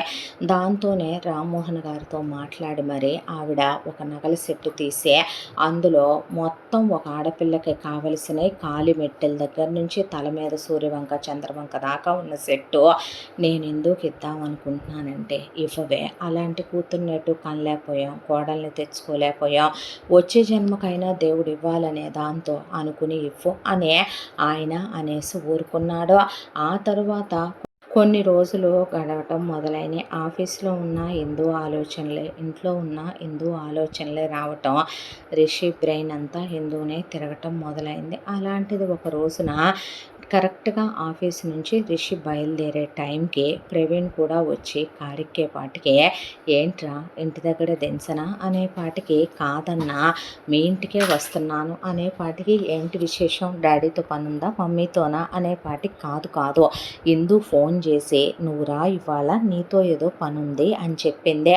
చెప్పేపాటికి లేట్ అయిపోద్ది, నాకు ఈరోజు ఆఫీస్లో వర్క్ ఉంది, ప్రాజెక్ట్ మీద వర్క్ చేస్తున్నాము, మేం బయలుదేరేపాటికే 11 అవుతుంది, వచ్చేపాటికి 12 అవ్వచ్చు అంటే, నాకు కావాల్సింది కూడా అదేలే, పర్లేదురా, నేను టెర్రస్ మీద నీ కోసం వెయిట్ చేస్తూ ఉంటాను, డైరెక్ట్గా టెర్రస్ మీదకి వచ్చే అని చెప్పింది అన్న. దాంతోనే మళ్ళీ నేను బండి మీద రావటం ఎందుకు, నువ్వు వెళ్తున్నావుగా అని నీతో బయలుదేరాను అనేపాటికే ఎందుకో ఆ మాట మనసులో కలుక్కుమనిపించినా సరే ఆ క్షణం తనేమీ మాట్లాడలేడు కాబట్టి ప్రవీణ్ని తీసుకొని వచ్చేపాటికే ఆల్మోస్ట్ టైము 10 నిమిషాలు తక్కువ 12 అయింది. అయ్యేపాటికి లోపలికి వస్తూ ఉండేసరికి భానుమతి, ఒరేయ్ ప్రవీణు అనేపాటికి, ఆ పెద్దమ్మ అంటే, ఒరేయ్ ఉసిరికాయ పచ్చడి కలిపానురా, మీ పెదనాన్న నైట్ పూట పచ్చడి తిండు, ఈ ఎదవలు తినరగా, కాస్త ఉప్పు చూసి పెడదు కానీ రారా, నువ్వైతే కరెక్ట్గా చెప్తావు అనేపాటికి ప్రవీణు ఇందు పిలిచిందనే విషయం వదిలేసి డైనింగ్ టేబుల్ దగ్గరికి వెళ్ళిపోయి అన్నం పెట్టేసి అని చెప్పి అంత నెయ్యి వేయించుకొని పచ్చడి కలిపేసుకొని, అన్నీ సరిపోయినాయి పెద్దమ్మ, కాకపోతే కొంచెం ఉప్పు పట్టుద్దనేపాటికి, ఎదవ డార్క్గా కలుపు అనేపాటికి, ఇప్పుడు సరిపోయిందనే, వీడికి ఎప్పుడు వస్తుందో శుచి శుభ్రత అనేది ఒకటి ఉంటాయి మనిషికి, బయట నుంచి వచ్చా కాళ్ళు చేతులు కడుక్కోవాలని దరిద్రుడు అని చెప్పి అనుకుంటూనే రిషి, ఉడై ఇందు పిలిచిందన్నావు కదరా అనేపాటికే, అయ్యో అన్నంలో చేయి పెట్టేశాను కదా పెద్దమ్మ, ఎటు చేయి పెట్టానుగా, నువ్వు అదిగో అక్కడ ఇంకో పచ్చడి కూడా పట్టావుగా, క్యాలీఫ్లవర్ పచ్చడి ఇంకో ముద్ద పెట్టి అది కూడా తినేస్తానని చెప్పి, అన్న కొంచెం టెర్రస్ మీద ఉంటానందగా ఇందు, నువ్వు తినేసి వస్తానని చెప్పవా అనేపాటికే, ఉఫ్ఫో అని, సరే మెల్లగానే తినేసావు అనేపాటికే అలాగేనని మళ్ళీ ఒక అంత అన్నం పెట్టించుకొని పచ్చడి కలుపుకొని తినటం మొదలుపెట్టాడు ప్రవీణ్. దాంతో మెట్లెక్కి పైకి వెళ్ళాడు ఈ అబ్బాయే. వెళ్ళి అలా టెర్రస్ మీద కాలు పెట్టాడో లేదో వెనక నుంచి ఈ అబ్బాయే ప్రవీణ్ అనుకొని, వీళ్ళ ముగ్గురు కూడా హర్ష, రిషి, ప్రవీణ్ వాయిస్లు అటు ఇటుగా ఒకేలా ఉంటాయి. హైట్లు, వెయిట్లు, పర్సనాలిటీలు పెద్దమ్మ పిన్నమ్మ కొడుకులు కాబట్టి అటు ఇటుగా ఒకేలా ఉంటాయి. పోలికలు కూడా పెద్ద తేడాల్లో కూడా ఉండవు వీళ్ళవే. దాంతో వెనక నుంచి గట్టిగా వాటేసుకునేపాటికి ఒక్క క్షణం పాటు గుండె జల్లుమంది రిషిదే. అంతా దాంట్లో ఆ అమ్మాయికి తన ప్రవీణ్ని కాదని చెప్పాలి, అక్కడ కౌగిలించుకుంది తన తమ్ముడికి కాబోయే భార్య అని ఆ అమ్మాయికి తెలియదు, కానీ చీకట్లో తనకి తెలుసు కదా రిషికి. కానీ రిషి ఆ విషయం చెప్పలేదు, మౌనంగా నిలబడిపోయాడు. దాంతో ఆ అమ్మాయి ఐ లవ్ యూ ప్రవీణ్ అనేసరికి ఆ మాట ఎందుకో ప్రవీణ్ అనే మాట కట్ అయిపోయి వెళ్ళిపోయి పేరు ఐ లవ్ యూ మాత్రం తనకే చెప్తున్నట్టు అనిపించేసే ఆ అమ్మాయి వెనక నుంచి హక్ చేసుకున్నాను అనుకుంటున్నావా అని ఎదరకొచ్చి ఇంకా గట్టిగా హక్ చేసుకునేపాటికే, తను పైన షర్ట్ బటన్స్ 2 పెట్టడు, తనకు అసలు అలవాటు ఉండదు. దాంతో తన గుండెలకి ఆ అమ్మాయి తల ఆనుకునేపాటికి ఆ టచ్ ఎందుకో తన మనసులో ఏదో పులకింతలు రేపేసే, కాళ్ళు చేతుల్లో ఏదో తెలియని తిమ్మిర్లు వచ్చేస్తున్నట్టు అలా నిలబడిపోయాడు రిషి. నిలబడిపోయి, ఎప్పుడూ అడుగుతావు కదరా ఒక్క హగ్ ఇవ్వచ్చుగా అని చెప్పి, ఒక్కసారి ఐ లవ్ యూ చెప్పొచ్చుగా అంటావు కదా ప్రవీణ్, అందుకే ఐ లవ్ యూరా అనే, ఈరోజు వెనక నుంచి హక్ చేసుకుంటే వెనక నుంచే హక్ చేసుకున్నాను అనుకుంటావు కదా, అందుకే ఎదర్ నుంచే హక్ చేసుకున్నానురా అని చెప్పి ఈ అమ్మాయి అంటూ ఉండేసరికి కరెక్ట్గా టైము 12 అవ్వటానికే ఒక్క నిమిషం టైం ఉండేసరికి ఈలోగా కరెక్ట్‌గా ప్రవీణ్ పైన కాలు పెట్టటం, ఒకేసారి 12 అయ్యేసరికి ఆ అమ్మాయి చేతిలో ఉన్న రిమోట్ నొక్కటం, టెర్రస్ అంతా లైట్లు రావటం, హ్యాపీ బర్త్‌డే మ్యూజిక్ రావటంతో హ్యాపీ బర్త్‌డే ప్రవీణ్ అని చెప్పి ఈ అమ్మాయి ఈ అబ్బాయి వైపు అలా చూస్తూ ఉండేసరికి ఏం జరుగుతుంది ఇక్కడ అని వీళ్ళిద్దరూ కౌగిలించుకొని ఉండటం చూసిన ప్రవీణ్ వచ్చేపాటికి ఆ అమ్మాయి ఒక్క క్షణం బిత్తరపోయి వెనక్కి వెళ్ళిపోయింది. వెనక్కి వెళ్ళేపాటికి ప్రవీణ్ అనేపాటికి మీ ఇద్దరు కౌగిలించుకున్నారేంటి ఒకళ్ళనొకళ్ళు అని ప్రవీణ్ అడిగేపాటికి ఈ అమ్మాయి నేను నిన్ను కదరా పైకి రమ్మనమన్నాను అనేసరికి అంటే నేను కింద తింటున్నాను పెద్దమ్మ ఉప్పు చూడమందని పచ్చట్లో ఉప్పు చూస్తున్నాను అనేపాటికి స్టూపిడ్ ఫెలో ఈడియట్ బుద్ధి జ్ఞానం ఉందా లేదా నీకు ఈరోజు నీ బర్త్డే అని నేను కేక్ తెప్పించి నేను సెలబ్రేట్ చేద్దామని గిఫ్ట్లన్నీ కొని ఎన్ని ఇయర్స్గా నీ లైఫ్లో లేనని నీతో టైం స్పెండ్ చేయాలని నిన్ను పైకి రమ్మనమంటే నీకు అంత కక్కుర్తి ఏంట్రా చచ్చిపోతావో ఒక అరగంట లేట్ అయితే ఫుడ్ తినకపోతే బుద్ధి జ్ఞానం లేకుండా తన్ను పంపించమని ఎవడు చెప్పాడురా నీకని ఈ అమ్మాయి అంటూ ఐఎమ్ సారీ రిషి అనే పాటికే ఇట్స్ ఓకే అని ఈ అబ్బాయి ఎలా నుంచుంటే నా మూడంతా పోయిందని ఈ అమ్మాయి కిందకి వెళ్ళిపోయే పాటికి ప్రవీణ్ రిషి వైపు అలా చూస్తూ నేను చెప్పమన్నాను కదా అన్న నేను కింద తింటున్నాను అనే విషయం తనంటే నేనా నువ్వా అనేది తెలియకుండా చీకట్లో కౌగిలించుకుంది. నీకు తెలుసు కదా అన్న ఇక్కడుంది ఇందుయేననే నువ్వు తను కౌగిలించుకుంటే మెదలకుండా నుంచున్నావేంట్రా అనేపాటికి నేను శోభ అనుకున్నాను అనేసాడు ఒక్కసారి రిషి. అనేపాటికి ఇక్కడ శోభ ఎందుకు ఉంటుందన్నా అనేపాటికి ఏమో నా కోసం శోభ కూడా వచ్చిందేమో నిన్నే సర్ప్రైజ్ చేయాలేంట్రా ఇందు నన్ను శోభ సర్ప్రైజ్ చేయకూడదా ఇందు నన్నెందుకు కౌగిలించుకుంటుంది అనుకున్నాను నేను శోభేనేమో అనుకున్నానని చెప్పి ఈ అబ్బాయి మాట తిప్పేసేపాటికి అని చెప్పి అలా నిలబడిపోయి ప్రవీణ్ సర్లే ఇప్పుడు మేడం గారికి మూడ్ ఆఫ్ అయిపోయిందిగా ఇవన్నీ వేస్ట్ చేయటం ఎందుకు నా కోసమని ఇన్ని గిఫ్ట్లు ఉంది చూడు 29 గిఫ్ట్లని ఒక కవర్ తీసుకొని ఆ గిఫ్ట్లన్నీ ఒక కవర్లో పెట్టుకొని ఇంటికెళ్ళి మా అమ్మ నాన్నతో కేక్ కట్ చేసుకుంటానని చెప్పి ఆ కేక్ సర్దుకొని బాక్స్లో కవర్లో పెట్టుకొని బట్టలు కొందని అమ్మాయి ఆ బట్టల కవర్లు కూడా తీసుకొని కిందకి వెళ్ళి భోంచేసి వెళ్తానన్నా పెద్దమ్మ నాన్ వెజ్ చేసిందంట నాటుకోడి వచ్చి మళ్ళీ తింటానని చెప్పానని కిందకి వెళ్ళిపోయాడు ప్రవీణ్. వచ్చి ఎదవా అనుకోనే రిషి అక్కడి నుంచి కొంపలారిపోయినట్టు వీడు ఇప్పుడే రావాలా వీడు రాకపోయి ఉంటే కాసేపు తన నాతోనే ఉండేది కదా అని చెప్పి ఆ కౌగిలింతని తన షర్ట్ బటన్కి అమ్మాయి హెయిర్ చిక్కుకుంటే ఆ వెంట్రుకని అలా తీసి అద్దం ముందు చూస్తూ ఆ అమ్మాయి పెర్ఫ్యూమ్ వాసన ఆ అబ్బాయి గుండెలకి అలా అంటుకునే పాటికి షర్ట్ తీసేసి కూడా అలా బెడ్ మీద కూర్చుండిపోయి ఆ కౌగిలింతనే ఆలోచించుకుంటూ కూర్చున్నాడు రిషి. రూమ్కి వెళ్ళిన ఇందు నేను ప్రవీణ్ అన్నాను కదా అన్నప్పుడు కూడా రిషి అలా మౌనంగా నిలబడిపోయాడంటే చెప్పొచ్చు కదా తను ప్రవీణ్ కాదు రిషిని అనే మేబీ తను మెల్లగా చెప్పిందేమో తను చెప్పింది రిషికి వినిపించలేదేమో దాంతోనే తను చెప్పలేదేమోలే అని చెప్పి తప్పు తనదే అయినా ఎవరా వచ్చిందనేది చూసుకోకుండా హక్ చేసుకోవటం కాస్త జాగ్రత్తగా ఉండాలనుకొని 10 మంది ఉండే ఇంట్లో ఏమనుమానిస్తారని ఆ అమ్మాయి లైట్ తీసుకుంది. కిందకెళ్ళి పందిలా తిని మళ్ళీ ఇంకోసారి ప్రవీణ్ ఇంటికి వెళ్ళిపోయాడు. అవన్నీ తీసుకొని ఆ తర్వాత ఇలా మళ్ళీ కొన్ని రోజులు గడవటం మొదలయ్యేపాటికి ఒకరోజు ఈ అమ్మాయి అలా రిషి రూమ్ ముందు నుంచి వెళ్తూ ఉండేసరికి రిషి రూమ్ డోరు కొంచెం తీసే ఉండేపాటికి ఎందు అనేపాటికి చెప్పండి అని ఈ అమ్మాయి వచ్చేసరికి నీకు బటన్ కుట్టడం వచ్చా అని అడిగాడు రిషి. అడిగేపాటికి అంటే నీకు బటన్ కుట్టడం వచ్చా అంటే వచ్చండి అనేసరికి నేను ఈ షర్టే వేసుకోవాలి ఈరోజు కాస్త బటన్ కుట్టవా వచ్చి అని చెప్పి తను షర్ట్ వేసేసుకొని కింద నుంచి పైకి అన్ని బటన్స్ పెట్టుకొని తన గుండెల దగ్గర బటనే లేదు అదే కుట్టమన్నాడు. కుట్టమనే పాటికి ఆ అమ్మాయి రీడింగ్ గ్లాసెస్ పెట్టుకొని చాలా తీక్షణంగా కుట్టడం మొదలుపెట్టేపాటికి అప్పుడే వీళ్ళింటికి మార్నింగే ప్రవీణ్ వచ్చాడు. వచ్చేపాటికి పెద్దమ్మ టిఫిన్లు అయిపోయినాయి అంటే ఇప్పుడే అయినీరా అని చెప్పి వెళ్ళి ఇంట్లో వాళ్ళందరినీ పిలవమంటే అందరినీ నువ్వు పిలువు, రిషన్నయ్యని నేను పిలుస్తాలే అని చెప్పి పైకి వచ్చే లోపు ఇందు ఆల్రెడీ కుట్టడం అయిపోయి తెంచుతుంటే ఆ అమ్మాయి వేలుకి దారం తెగట్లేదనే దాంతో కంటితో కొరకటం మొదలుపెట్టింది.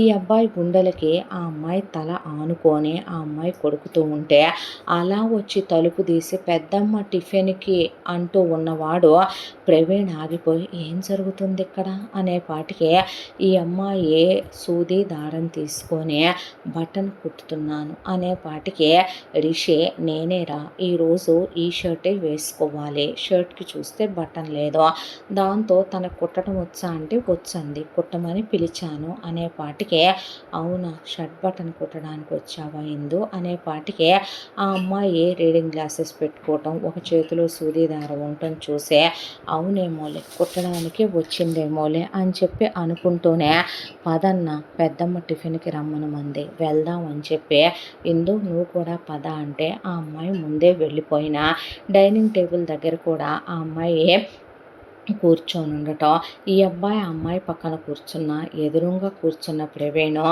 అమ్మాయి వైపు పదే చూడటం, ఈ అబ్బాయిని ఆ అమ్మాయిని అనుమానించినట్టుగా ఒక చిన్న అనుమానం రిషికి ప్రవీణ్ మొహంలో కనపడి సైలెంట్ అయిపోయాడు రిషి. ఆ తర్వాత ఇలా కొన్ని రోజులు గడుస్తూ వెళ్ళిపోయినాయి.